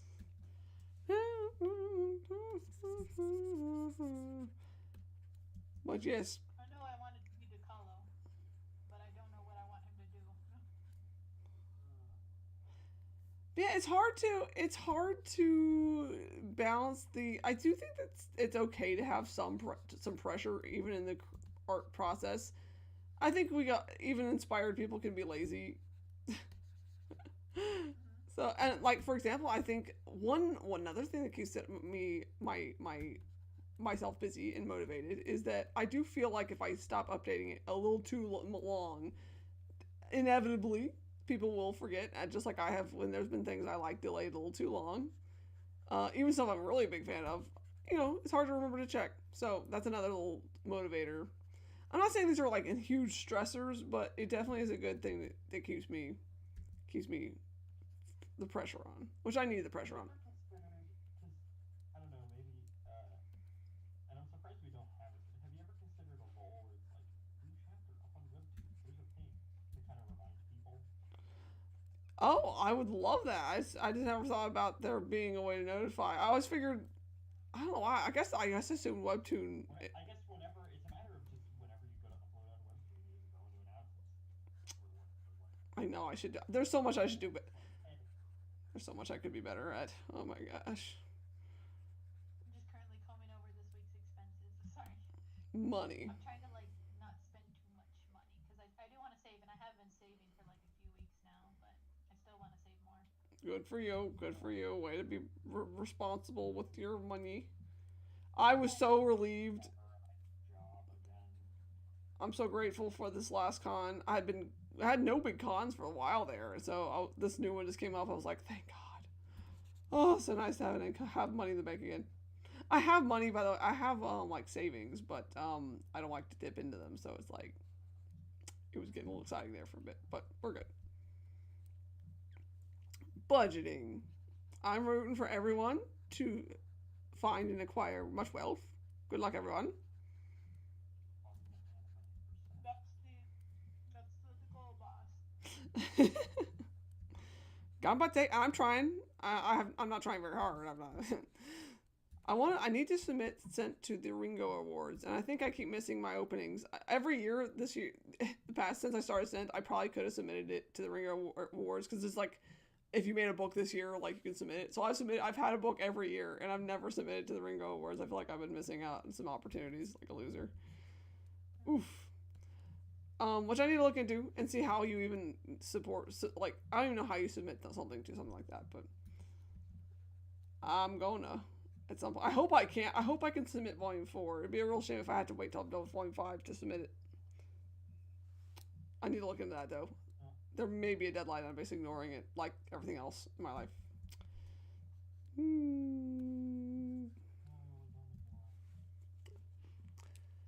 I am because I want to work on the comic. It's hard to do other things. Well, PG, if you submit it to the Ringo Awards, then and you win, more people will watch, and That's you can make more money, which that. will allow you to work on the comic more. That is the smart thing to do. That you speak wisdom. Also, we saw Joel, and then Joel came and left. I feel bad. We never even said anything. Oh, he's driving home right now. Oh, I was like, I feel bad. I was like, oh, Joel came and went, and we never said hello. Wrong call.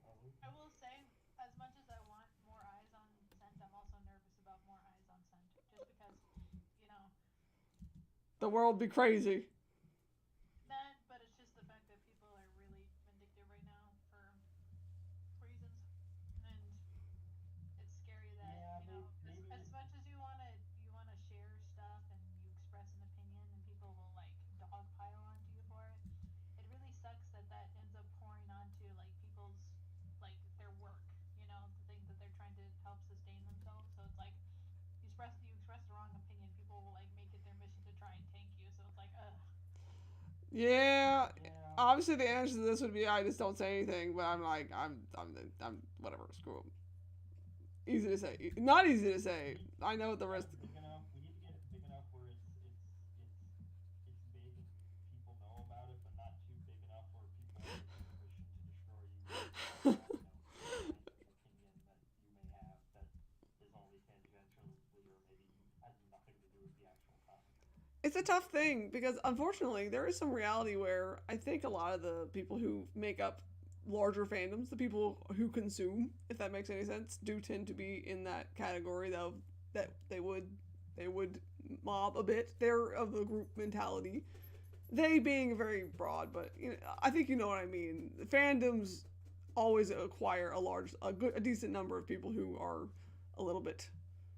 I'm not saying what's the word? Not predatory, but like just mob like, pitchfork like folk. Certain communities, and to be fair, communities I have put myself in. To be fair, the Dream SMP community was a good example of that. But a lot of them. Anyway, I guess I could, well, yeah. Anyway, it'll be a little B. I have never said anything problematic ever, so I don't even know why we're talking about it. It's not something you said, but something you drew. Well, something that people think you, or something that people think you can do, like that, not actually. yes, it's one of those things where I'm always aware that there's always a chance that if the wrong person were to wander onto my Instagram, I would suddenly lose opportunities, and the fact that that's even on an option makes me more stubborn and more angry. Like I'm not allowed to mourn, I'm not allowed to express sorrow, because or I'm gonna like not, or my merits will not be judged fairly is like so frustrating to me that I'm like screw them. I'll continue like to screw them. It's very frustrating. Yeah. Anyway. I don't blame you for getting frustrated. Like I said, it's for me. I think if I was ever to invest this much time into something at that point, it's cool to make money, and I definitely would try to build an audience, but I probably have to get a second job to support myself because the end of it is I'm making this for me, and people like me, and if you love it, cool. If you don't, that's cool as well. But the person that I'm trying to make proud is God, not anybody else. I'm not looking for anybody else's opinion at this time. That's true, and I'd like to think I'm that open to criticism. I'm open to criticism and like conversation, but when it comes to just feeding the crowd, I'd rather just do what I must do to appease God.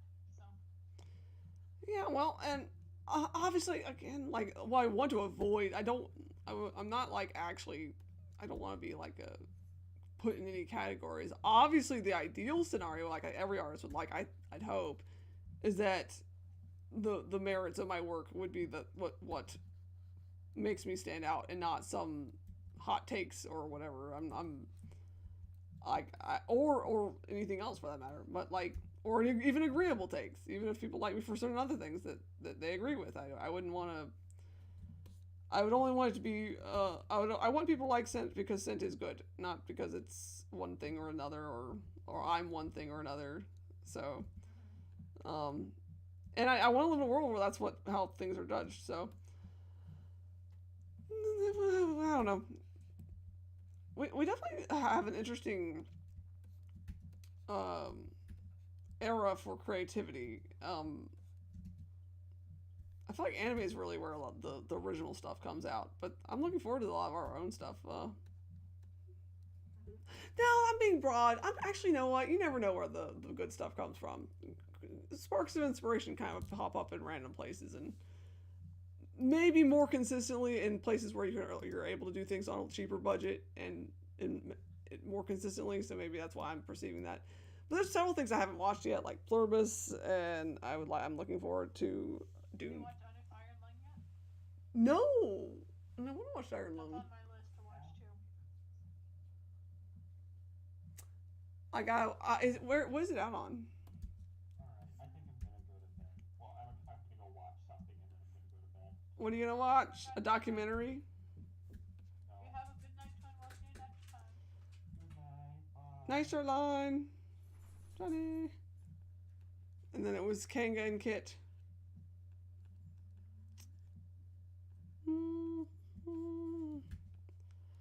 Oh.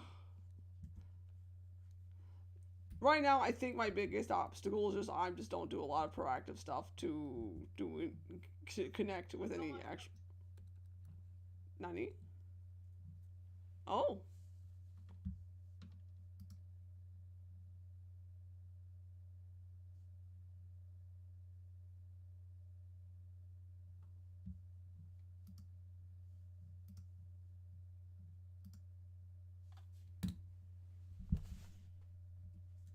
What was that?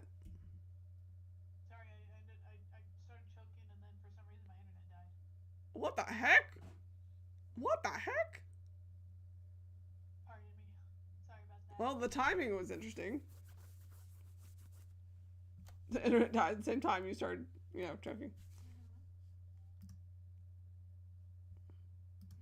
Thank you, Kanga. Glad you like it. I changed it a little. I changed the angle a bit from the original sketch to give it a little bit more perspective. I do love his little scrunkly self. Oh, There's gotta be more to come. Moments coming, right? of course. Of course. What a silly question. It's like he's gone. I hope you know I'm still invested in everybody else, of course. No, thank you. But I do think there is an element of out of sight, out of mind. I'm looking forward to letting people see who's going to be doing what and what's going down. So, lots going to happen. Lots to happen. I'm very excited. I hope everyone enjoys what's going. My boy, Tiller was just like, nope. He's so goofy. That's. But TG, unfortunately, I will also be having to take my leave tonight. As much as I would love to continue to entertain you, I'll have to engage in conversation and hopefully read something to you next time.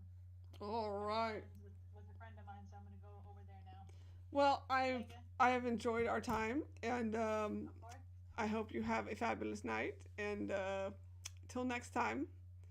It's always a treat when you come and join us. No, well, it's always a treat to see a little merry band over there. So very grateful for everybody, as everyone should know. But of course. very, very Have a excited. good night, TG Kanga. Good night, Kit. See you next time. Bye. Bye. Now, Kang, if it's just us, you can just hang tight while I put on a book that has 30 hours left. Get ready to learn about democracy in America. You're gonna love this. No, you're gonna love it. It's great. Everyone loves democracy in America. Centralization succeeds more easily, indeed, in subjecting the external actions of men to a certain uniformity, which at least commands our regard, independently of the objects to which it is applied, like those devotees who worship the statue and forget the deity it represents. Centralization imparts without difficulty an admirable regularity to the routine of business, provides for the details of the social police with You enjoying this? Is this fun for you? sagacity, I think you're having a great time. represses the smallest disorder and the most petty misdemeanors, maintains society in a status quo, alike secure from improvement and decline, and perpetuates a drowsy precision in the conduct of affairs, which is hailed by the heads of the administration as a sign of perfect order and public tranquility. In short, it excels more in prevention than in action. Author's note: China appears to me to present the most perfect instance of that species of well-being which a completely central administration may furnish to the nations among which it exists. Travelers assure us that the Chinese have peace without happiness, industry without improvement, stability without strength, and public order without public morality. The condition of society is always tolerable, never excellent. I'm convinced that when China is opened to European observation, it will be found to contain the most perfect model of a central administration which exists in the universe. Its force deserts it when society is to be disturbed or accelerated in its course. And if once the cooperation of private citizens is necessary to the furtherance of its measures, the secret of its impotence is disclosed. Even whilst it invokes their assistance, it is on the condition that they shall act exactly as much as the government chooses, and exactly in the manner it appoints. They are to take charge of the details, without aspiring to guide the system. They are to work in a dark and subordinate sphere, only to judge the acts in which which they have themselves cooperated by their results. These, however, are not conditions on which the alliance of the human will is to be obtained. Its carriage must be free and its actions responsible. Or, such is the constitution of man, the citizen had rather remain a passive spectator than a dependent actor in schemes in which he is unacquainted. It is undeniable that the want of those uniform regulations which control the conduct of every inhabitant of France is not unfrequently felt in the United States. Gross instances of social indifference and neglect are to be met with, and from time to time disgraceful blemishes are seen in complete contrast with the surrounding civilization. Useful undertakings which cannot succeed without perpetual attention and rigorous exactitude are very frequently abandoned in the end. For in America, as well as in other countries, the people is subject to sudden impulses and momentary exertions. The European, who is accustomed to find a functionary always at hand to interfere with all he undertakes, has some difficulty in accustoming himself to the complex mechanism of the administration of the townships.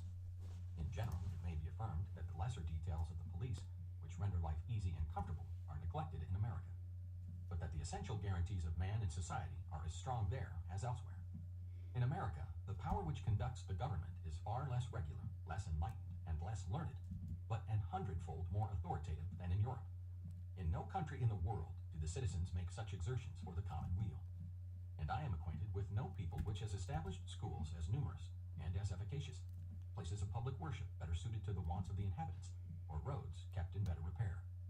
Uniformity, or permanence of design, the minute arrangement of details, and the perfection of an ingenious administration must not be sought for in the United States. But it will be easy to find, on the other hand, the symptoms of a power which, if it is somewhat barbarous, is at least robust, and of an existence which is checkered with accidents indeed, but cheered at the same time by animation and effort. Author's note: a writer of talent who, in the comparison which he has drawn between the finances of France and those of the United States, has proved that ingenuity cannot always supply the place of a knowledge of facts, very justly reproaches the Americans for the sort of confusion which exists in the accounts of the expenditure in the townships. And after giving the model of a departmental budget in France, he adds, "We are indebted to centralization, that admirable invention of a great man, for the uniform order and method which prevail alike in all the municipal budgets, from the largest town to the humblest commune." Whatever may be my admiration of this result, when I see the communes of France, with their excellent system of accounts, plunged into the grossest ignorance of their true interests, and abandoned to so incorrigible an apathy that they seem to vegetate rather than to live, when, on the other hand, I observe the activity, the information, and the spirit of enterprise which keep society in perpetual labor in those American townships whose budgets are drawn up with small method and with still less uniformity, I am struck by the spectacle. For, to my mind, the end of a good government is to ensure the welfare of a people, and not to establish order and regularity in the midst of its misery and its distress. I am therefore led to suppose that the prosperity of the American townships and the apparent confusion of their accounts, the distress of the French communes, and the perfection of their budget, may be attributable to the same cause. At any rate, I am suspicious of a benefit which is united to so many evils, and I am not averse to an evil which is compensated by so many benefits. Granting for an instant that the villages and counties of the United States would be more usefully governed by a remote authority which they had never seen than by functionaries taken from the midst of them, admitting for the sake of argument that the country would be more secure and the resources of society better employed if the whole administration centered in a single arm, still the political advantages which the Americans derive from their system would induce me to prefer it to the contrary plan. It profits me but little, after all, that a vigilant authority should protect the tranquillity of my pleasures and constantly avert all dangers from my path, without my care or my concern, if this same authority is the absolute mistress of my liberty and of my life, and if it so monopolizes all the energy of existence that when it languishes, everything languishes around it, that when it sleeps, everything must sleep, that when it dies, the state itself must perish. In certain countries of Europe, the natives consider themselves as a kind of settlers, indifferent to the fate of the spot upon which they live. The greatest changes are effected without their concurrence, and, unless chance may have apprised them of the event, without their knowledge. Nay, more, the citizen is unconcerned as to the condition of his village, the police of his street, the repairs of the church or of the parsonage. For he looks upon all these things as unconnected with himself, and as the property of a powerful stranger whom he calls the government. He has only a life interest in these possessions, and he entertains no notions of ownership or of improvement. This want of interest in his own affairs goes so far that, if his own safety or that of his children is endangered, instead of trying to avert the peril, he will fold his arms and wait till the nation comes to his assistance. This same individual, who has so completely sacrificed his own free will, has no natural propensity to obedience. He cowers, it is true, before the pettiest officer. But he braves the law with the spirit of a conquered foe as soon as its superior force is removed. His oscillations between servitude and license are perpetual. When a nation has arrived at this state, it must either It's a good example. Like, I'm trying to pay attention to holy crap, I got of the distracted. church or of the parsonage. For he looks upon all these things as unconnected with himself, and as the property of a powerful stranger whom he calls the government. He has only a life interest in these possessions, and he entertains no notions of ownership or of improvement. This want of interest in his own affairs goes so far that, if his own safety or that of his children is endangered, instead of trying to avert the peril, he will fold his arms and wait till the nation comes to his assistance. This same individual, who has so completely sacrificed his own free will, has no natural propensity to obedience. He cowers, it is true, before the pettiest officer. But he braves the law with the spirit of a conquered foe as soon as its superior force is removed. His oscillations between servitude and license are perpetual. When a nation has arrived at this state, it must either change its customs and its laws, or perish. The source of public virtue is dry, and, though it may contain subjects, the race of citizens is extinct. Such communities are a natural prey to foreign conquests, and if they do not despair from the scene of life, it is because they are surrounded by other nations similar or inferior to themselves. It is because the instinctive feeling of their country's claims still exists in their hearts, and because an involuntary pride in the name it bears, or a vague reminiscence of its bygone fame, suffices to give them the impulse of self-preservation. Nor can the prodigious exertions made by tribes in the defense of a country to which they did not belong be adduced in favor of such a system, for it will be found that in these cases their main incitement was religion. The permanence, the glory, or the prosperity of the nation were become parts of their faith, and in defending the country they inhabited, they defended that holy city in which they were all citizens.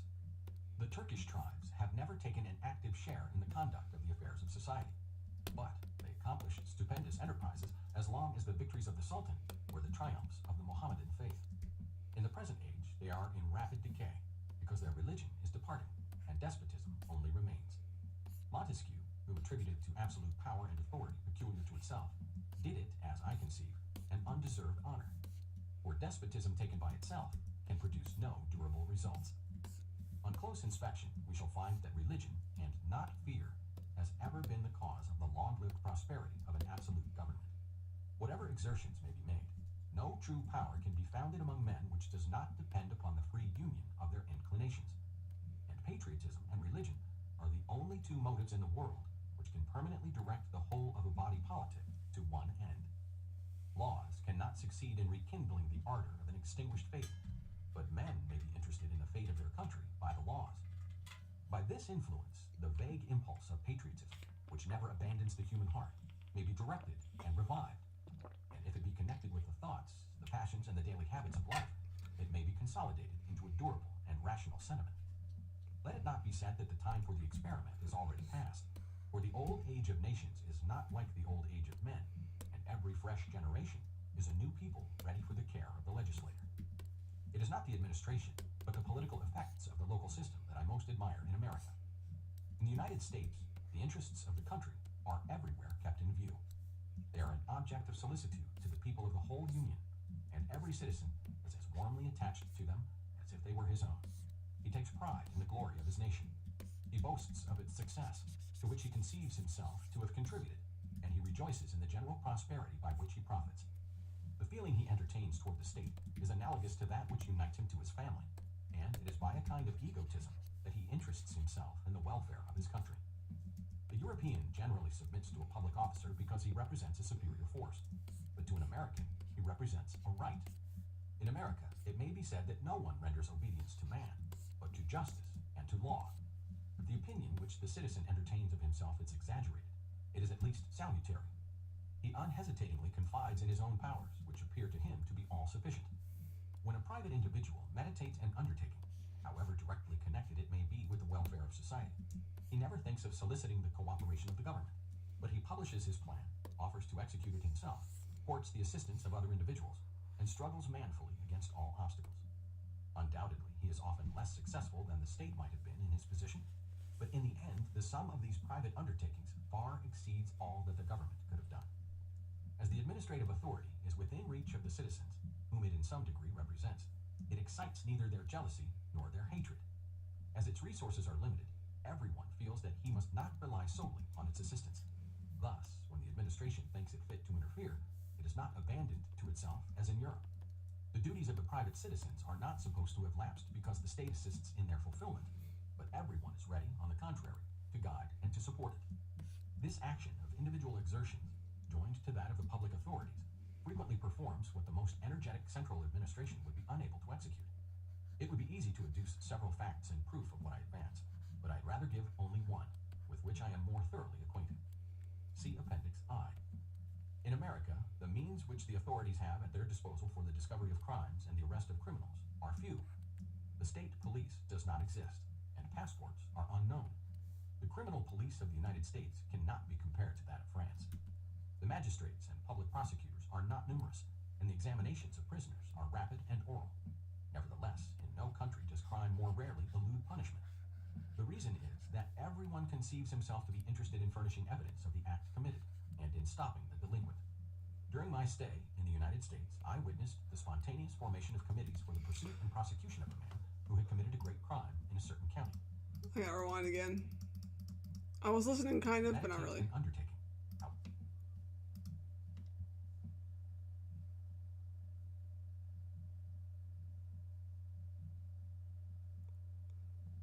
The premiere of the song is at midnight. Dude. However directly connected it may be with the welfare of society.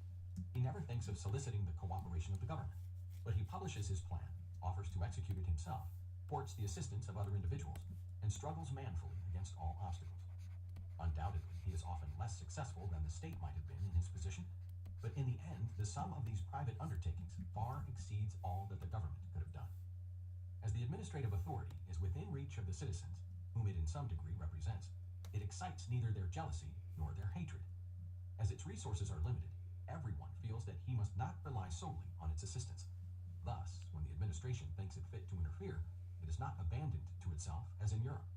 The duties of the private citizens are not supposed to have lapsed because the state assists in their fulfillment, but everyone is ready, on the contrary, to guide and to support it.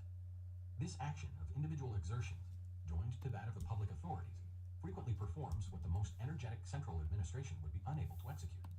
It would be easy to adduce several facts in proof of what I advance, but I'd rather give only one, with which I am more thoroughly acquainted. See Appendix I.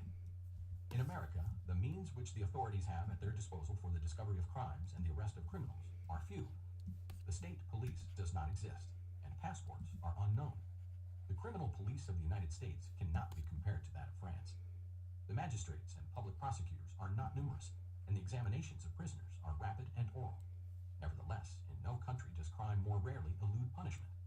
The reason is that everyone conceives himself to be interested in furnishing evidence of the act committed, and in stopping the delinquent. During my stay in the United States, I witnessed the spontaneous formation of committees for the pursuit and prosecution of a man who had committed a great crime in a certain county. In Europe, a criminal is an unhappy being who is struggling for his life against the ministers of justice, whilst the population is merely a spectator of the conflict. In America, he is looked upon as an enemy of the human race, and the whole of mankind is against him. I believe that provincial institutions are useful to all nations, but nowhere do they appear to me to be more indispensable than amongst the democratic people. In an aristocracy, order can always be maintained in the midst of liberty, and as the rulers have a great deal to lose, order is to them a first-rate consideration. In like manner, an aristocracy protects the people from the excesses of despotism, because it always possesses an organized power ready to resist the despot. But a democracy without provincial institutions has no security against these evils. How can a populace, unaccustomed to freedom in small concerns, learn to use it temperately in great affairs? What resistance can be offered to tyranny in a country where every private individual is impotent, and where the citizens are united by no common tie? Those who dread the license of the mob, and those who fear the rule of absolute power, ought alike to desire the progressive growth of provincial liberties. On the other hand, I am convinced that democratic nations are most exposed to fall beneath the yoke of a central administration for several reasons, amongst which is the following. The constant tendency of these nations is to concentrate all the strength of the government in the hands of the only power which directly represents the people, because beyond the people nothing is to be perceived but a mass of equal individuals confounding together. But when the same power is already in possession of all the attributes of the government, scarcely refrain from penetrating into the details of the administration, and an opportunity of doing so is sure to present itself in the end, as was the case in France. In the French Revolution, there were two impulses in opposite directions, which must never be confounded.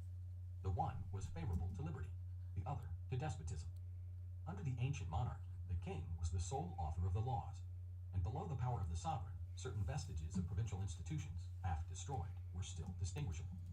These provincial institutions were incoherent, ill-compacted, and frequently absurd. In the hands of the aristocracy, they had sometimes been converted into instruments of oppression. The Revolution declared itself the enemy of royalty and of provincial institutions at the same time. It confounded all that had preceded it, despotic power and the checks to its abuses, in indiscriminate hatred, and its tendency was at once to overthrow and to centralize. This double character of the French Revolution is a fact which has been adroitly handled by the friends of absolute power. Can they be accused of laboring in the cause of despotism when they are defending that central administration, which was one of the great innovations of the Revolution? See Appendix K. In this manner, popularity may be conciliated with hostility to the rights of the people, and the secret slave of tyranny may be the professed admirer of freedom. I have visited the two nations in which the system of provincial liberty has been most perfectly established, and I have listened to the opinions of different parties in those countries. In America, I met with men who secretly aspired to destroy the democratic institutions of the Union. In England, I found others who attacked the aristocracy openly, but I know of no one who does not regard provincial independence as a great benefit. In both countries, I have heard 1,000 different causes assigned for the evils of the state, but the local system was never mentioned amongst them. I have heard citizens attribute the power and prosperity of their country to a multitude of reasons, but they all placed the advantages of local institutions in the foremost rank. Am I to suppose that when men who are naturally so divided on religious opinions and on political theories agree on one point, and that one of which they have daily experienced, they are all in error? The only nations which deny the utility of provincial liberties are those which have fewest of them. In other words, those who are unacquainted with the institution are the only persons who pass a censure upon it. Chapter 6. Judicial Power in the United States and its Influence on Political Society. I have thought it essential to devote a separate chapter to the judicial authorities of the United States, lest their great political importance should be lessened in the listener's ears by a merely incidental mention of them. Confederations have existed in other countries beside America, and republics have not been established upon the shores of the New World alone. The representative system of government has been adopted in several states of Europe, but I am not aware that any nation of the globe has hitherto organized the judicial power on the principle now adopted by the Americans. The judicial organization of the United States is the institution which a stranger has the greatest difficulty in understanding. He hears the authority of a judge invoked in the political occurrences of every day, and he naturally concludes that in the United States the judges are important political functionaries. Nevertheless, when he examines the nature of the tribunals, they offer nothing which is contrary to the usual habits and privileges of those bodies, and the magistrates seem to him to interfere in public affairs of chance, but by a chance which recurs every day. When the Parliament of Paris remonstrated, or refused to enregister an edict, or when it summoned a functionary accused of malversation to its bar, its political influence as a judicial body was clearly visible. But nothing of the kind is to be seen in the United States. The Americans have retained all the ordinary characteristics of judicial authority, and have carefully restricted its action to the ordinary circle of its functions. The first characteristic of judicial power in all nations is the duty of arbitration, but rights must be contested in order to warrant the interference of a tribunal, and an action must be brought to obtain the decision of a judge. As long, therefore, as the law is uncontested, the judicial authority is not called upon to discuss it, and it may exist without being perceived. When a judge in a given case attacks a law relating to that case, he extends the circle of his customary duties without, however, stepping beyond it, since he is in some measure obliged to decide upon the law in order to decide the case. But if he pronounces upon a law without resting upon a case, he clearly steps beyond his sphere and invades that of the legislative authority. The second characteristic of judicial power is that it pronounces on special cases and not upon general principles. If a judge, in deciding a particular point, destroys a general principle by passing a judgment which tends to reject all the inferences from that principle, and consequently to annul it, he remains within the ordinary limits of his functions. But if he directly attacks a general principle without having a particular case in view, he leaves the circle in which all nations have agreed to confine his authority. He assumes a more important, and perhaps a more useful, influence than that of the magistrate. But he ceases to be a representative of the judicial power. The third characteristic of the judicial power is its inability to act unless it is appealed to, or until it has taken cognizance of an affair. This characteristic is less general than the other two, but notwithstanding the exceptions, I think it may be regarded as essential. The judicial power is by its nature devoid of action. It must be put in motion in order to produce a result. When it is called upon to repress a crime, it punishes the criminal. When a wrong is to be redressed, it is ready to redress it. When an act requires interpretation, it is prepared to interpret it. But it does not pursue criminals, hunt out wrongs, or examine into evidence of its own accord. A judicial functionary who should open proceedings and usurp the censorship of the laws would in some measure do violence to the passive nature of his authority. The Americans have retained these three distinguishing characteristics of the judicial power. An American judge can only pronounce a decision when litigation has arisen. He is only conversant with special cases, and he cannot act until the cause has been duly brought before the court. His position is therefore perfectly similar to that of the magistrate of other nations, and he is nevertheless invested with immense political power. If the sphere of his authority and his means of action are the same as those of other judges, it may be asked whence he derives a power which they do not possess. The cause of this difference lies in the simple fact that Americans have acknowledged the right of the judges to found their decisions on the Constitution rather than on the laws.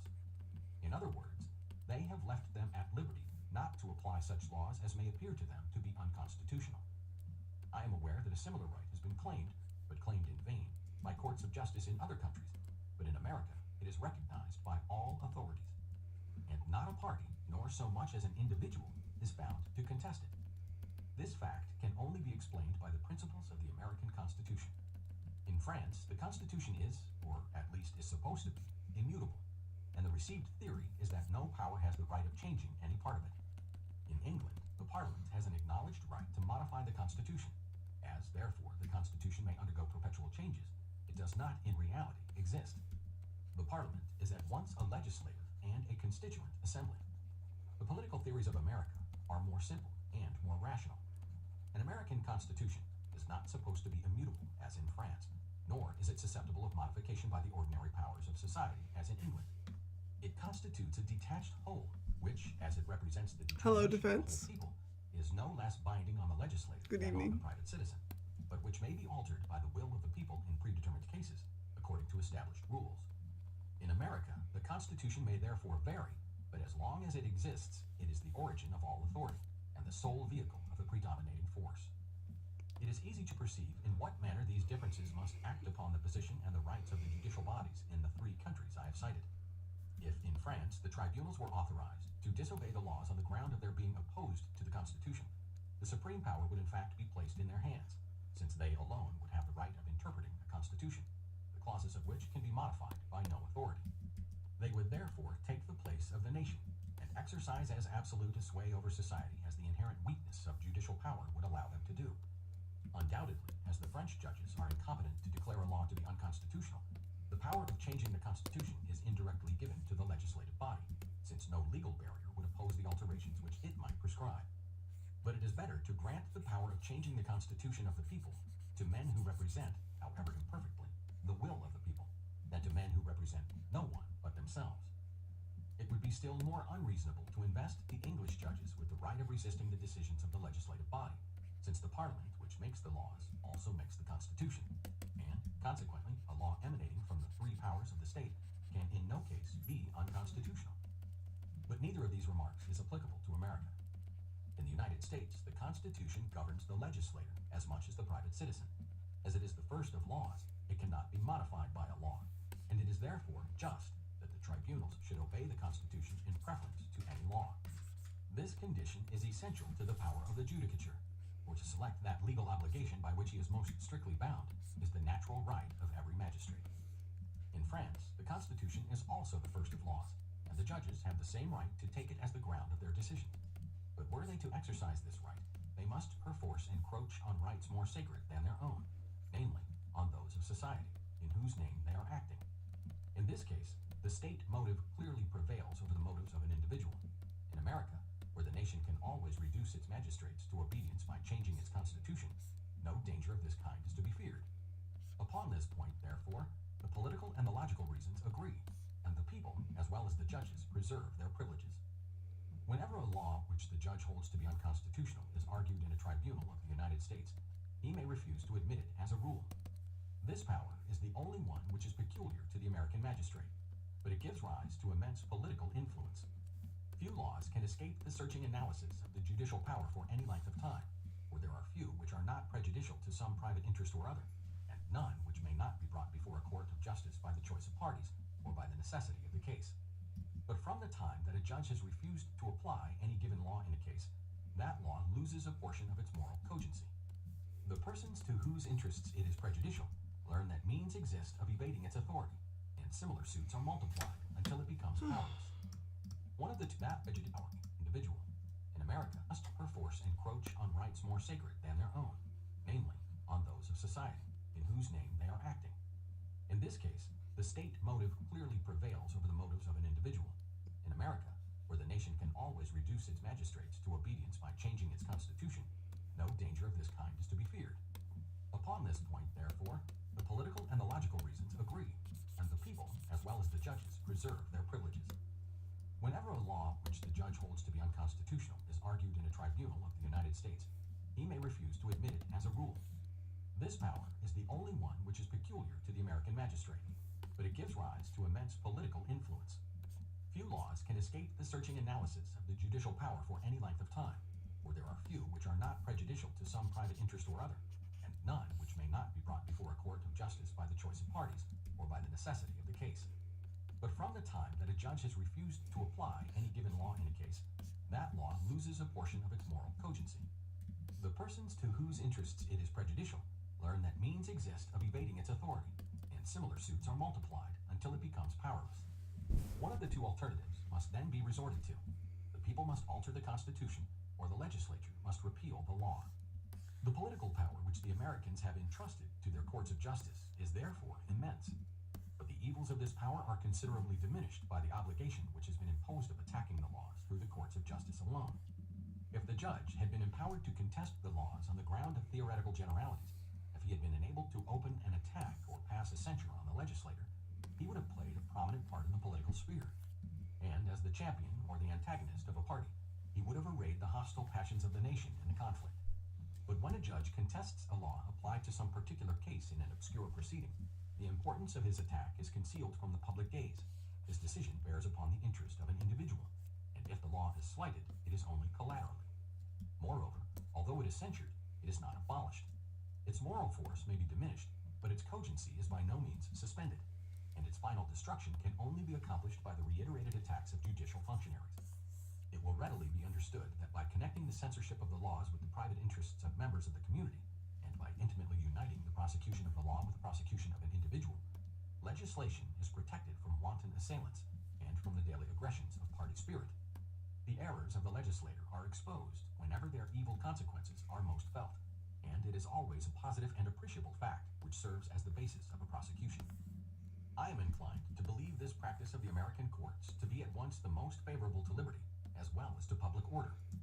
If the judge could only attack the legislator openly and directly, he would sometimes be afraid to oppose any resistance to his will, and at other moments party spirit might encourage him to brave it at every turn. The laws would consequently be attacked when the power from which they emanate is weak, and obeyed when it is strong. That is to say, when it would be useful to respect them, they would be contested, and when it would be easy to convert them into an instrument of oppression, they would be respected. But the American judge is brought into the political arena independently of his own will. He only judges the law because he is obliged to judge a case. The political question, which he is called upon to resolve, is connected with the interest of the suitors, and he cannot refuse to decide it without abdicating the duties of his post. He performs his functions as a citizen by fulfilling the precise duties which belong to his profession as a magistrate. It is true that upon this system, the judicial censorship, which is exercised by the courts of justice over the legislation, cannot extend to all laws indiscriminately, inasmuch as some of them can never give rise to that exact species of contestation which is termed in a lawsuit. And even when such a contestation is possible, it may happen that no one cares to bring it before a court of justice. The Americans have often felt this. All right. I'll be right back. I'll come back a bit more fresh looking, and by fresh looking, I won't look as fresh because I'll wash my face, which means I'll be in the raw. No blush. I will look like a corpse, I suppose. You know, sacrifices have to be made. I'll be back in a little bit.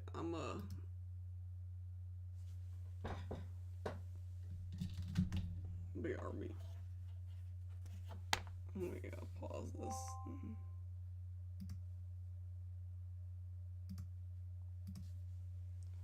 Yeah.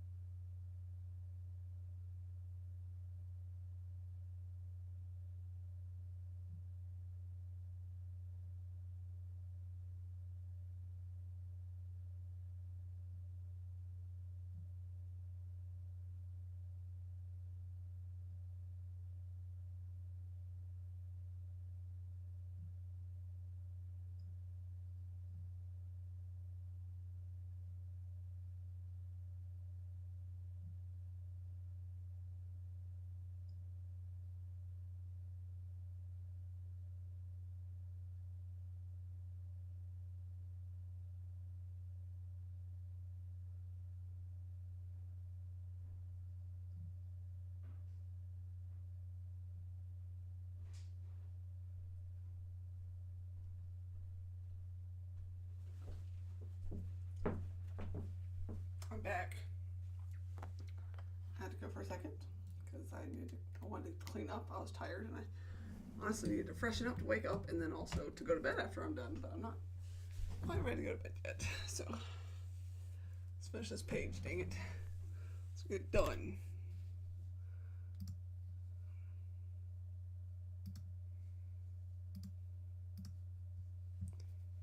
Here comes. Good night, Kit. Well, I'm not gone yet, but I'm not going to bed yet. Here comes the boy.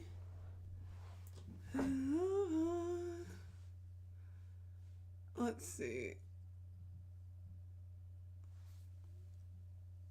Let's just do a throwback to. Oh, what do I want to.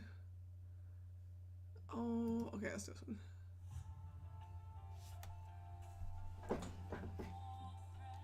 Alright, where was I?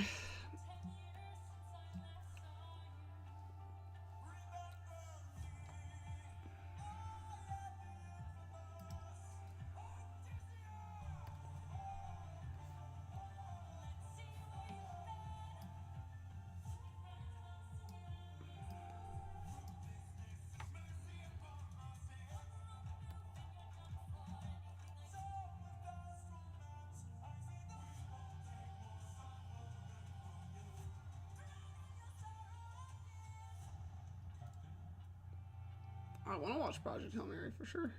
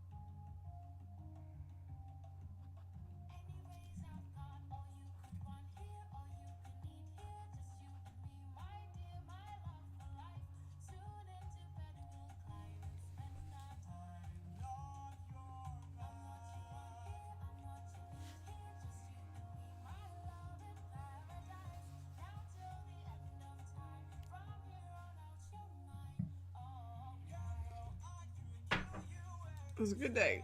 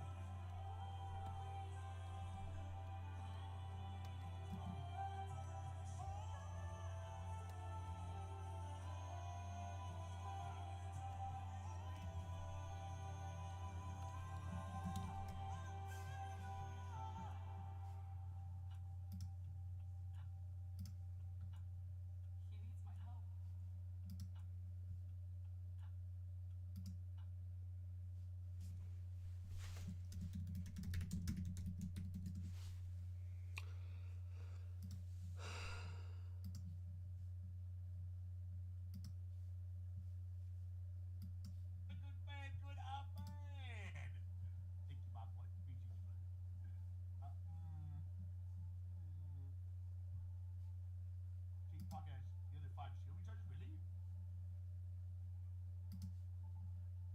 Oh, put it in there. Oh, gotcha, okay. Gotcha. Okay, that makes sense. Okay. All right.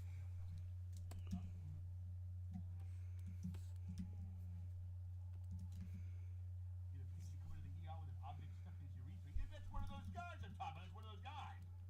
You look like you should do my taxes.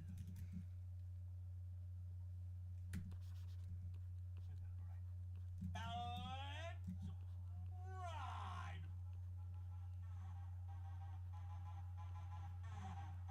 There is no shelter to those who oppose the Imperium of Man.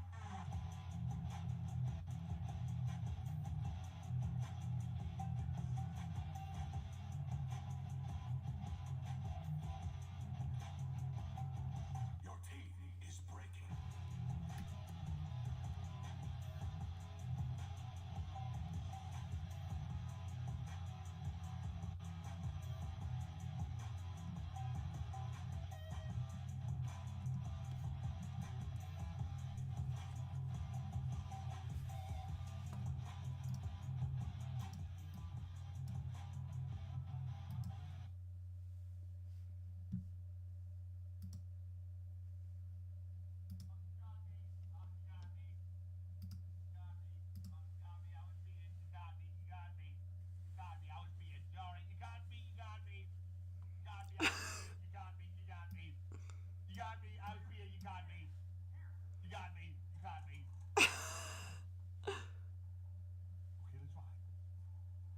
Thank you, good sir.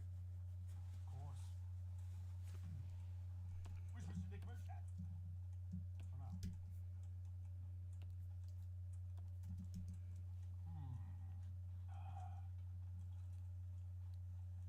Oh no.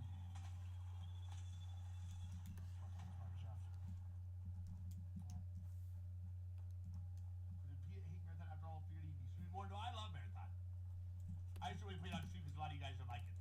I like to play games that we all like. On the road again.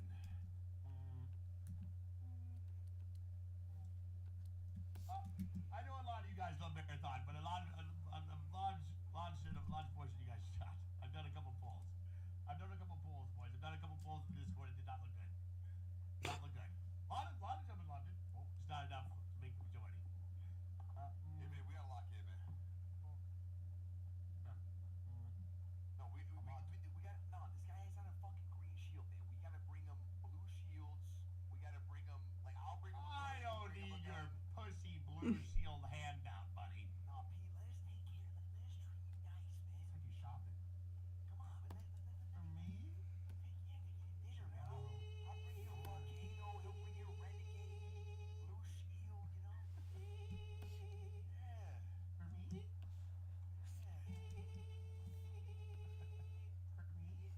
The only thing you gotta do for me, though, I don't want you to Suck it from the back. I can do that.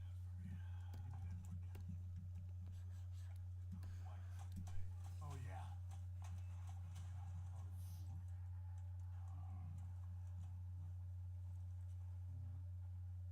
Oh, Mr. Terry, but we'll find you one good man, good man. Thank you, Bob. One good man.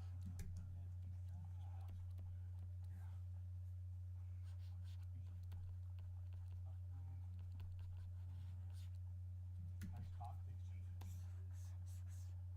Wait, what is that? Wait. Because of you. Because of you.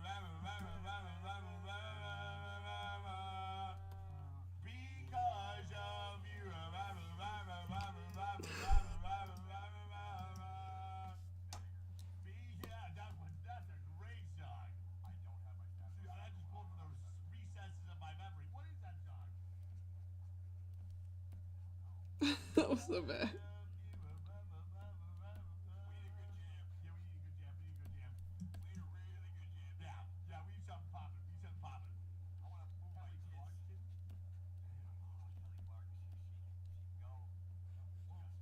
I might actually written in my notes on my phone. No, I might. I could have sworn I wrote a song the other day. You have a jam? I might. Hold on. Wait. Garby. Oh, wait.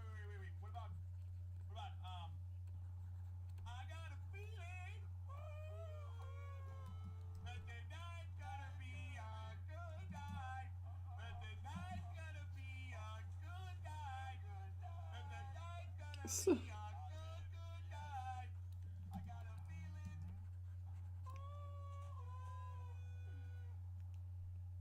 Right, left. Dang it. I'm going in. Two down, two down, two down. Remind us, remind us. Take that, hooligan. Take that, hooligan. Take that, hooligan. Take that, hooligan. Take that, hooligan. Holy shit.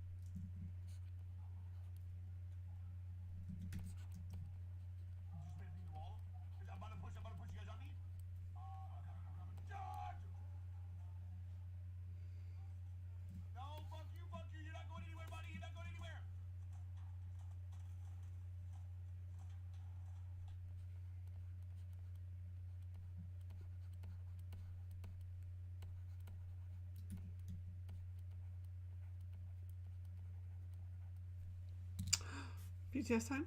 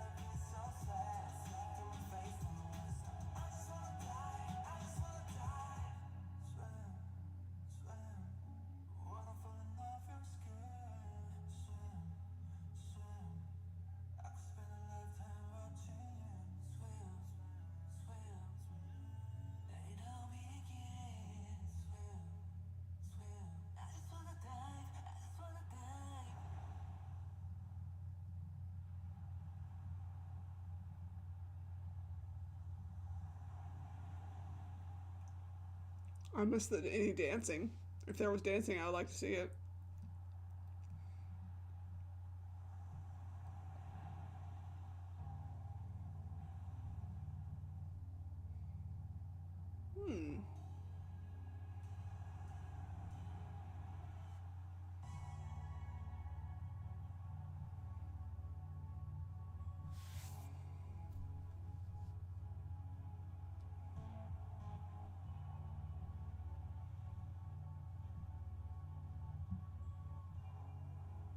I missed it. I missed it by like 3 minutes. Like, at least I got the end of it live.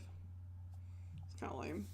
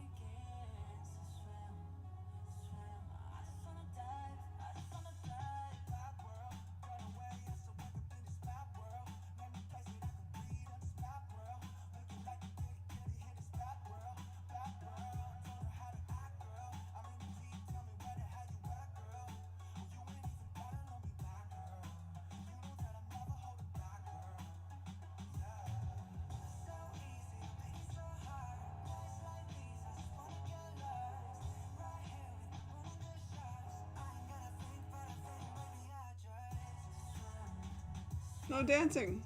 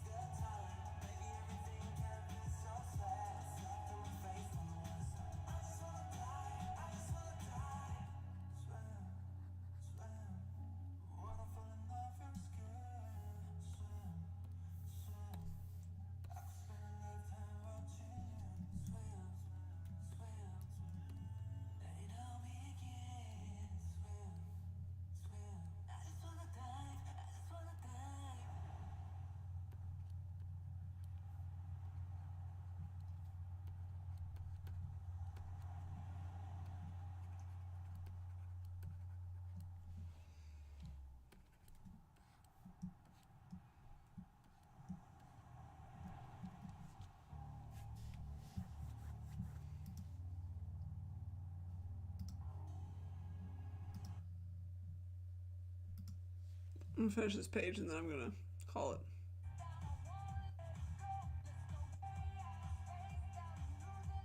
I just realized that I'll get in trouble for the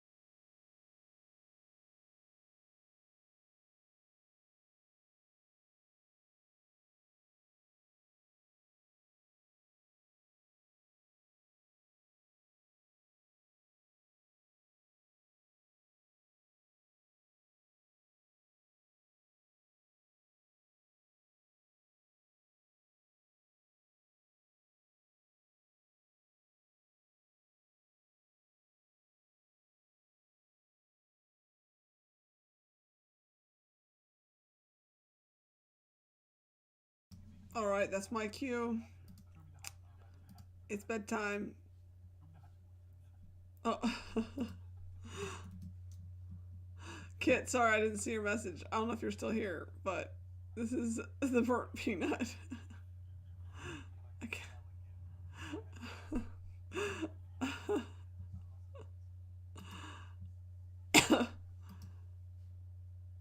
Yeah, I'll bring the pig on the go.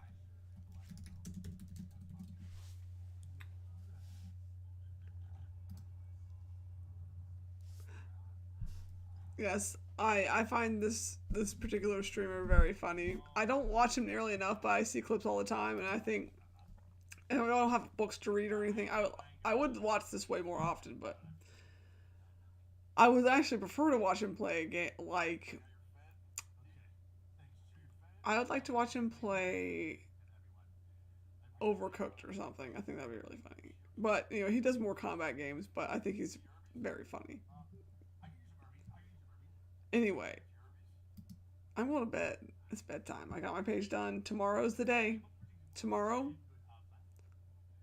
we finish the chapter.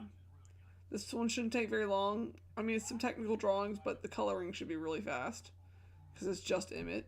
And the background shouldn't be that complicated because it's literally just cliffs. So that's not hard. So this should I think I should be done tomorrow. And then the next page is quick too because it's literally just reaction shots, close-ups. So tomorrow's the day we finish chapter 3. Not even done with March yet, and we're done with the 3rd chapter. I'm proud of myself.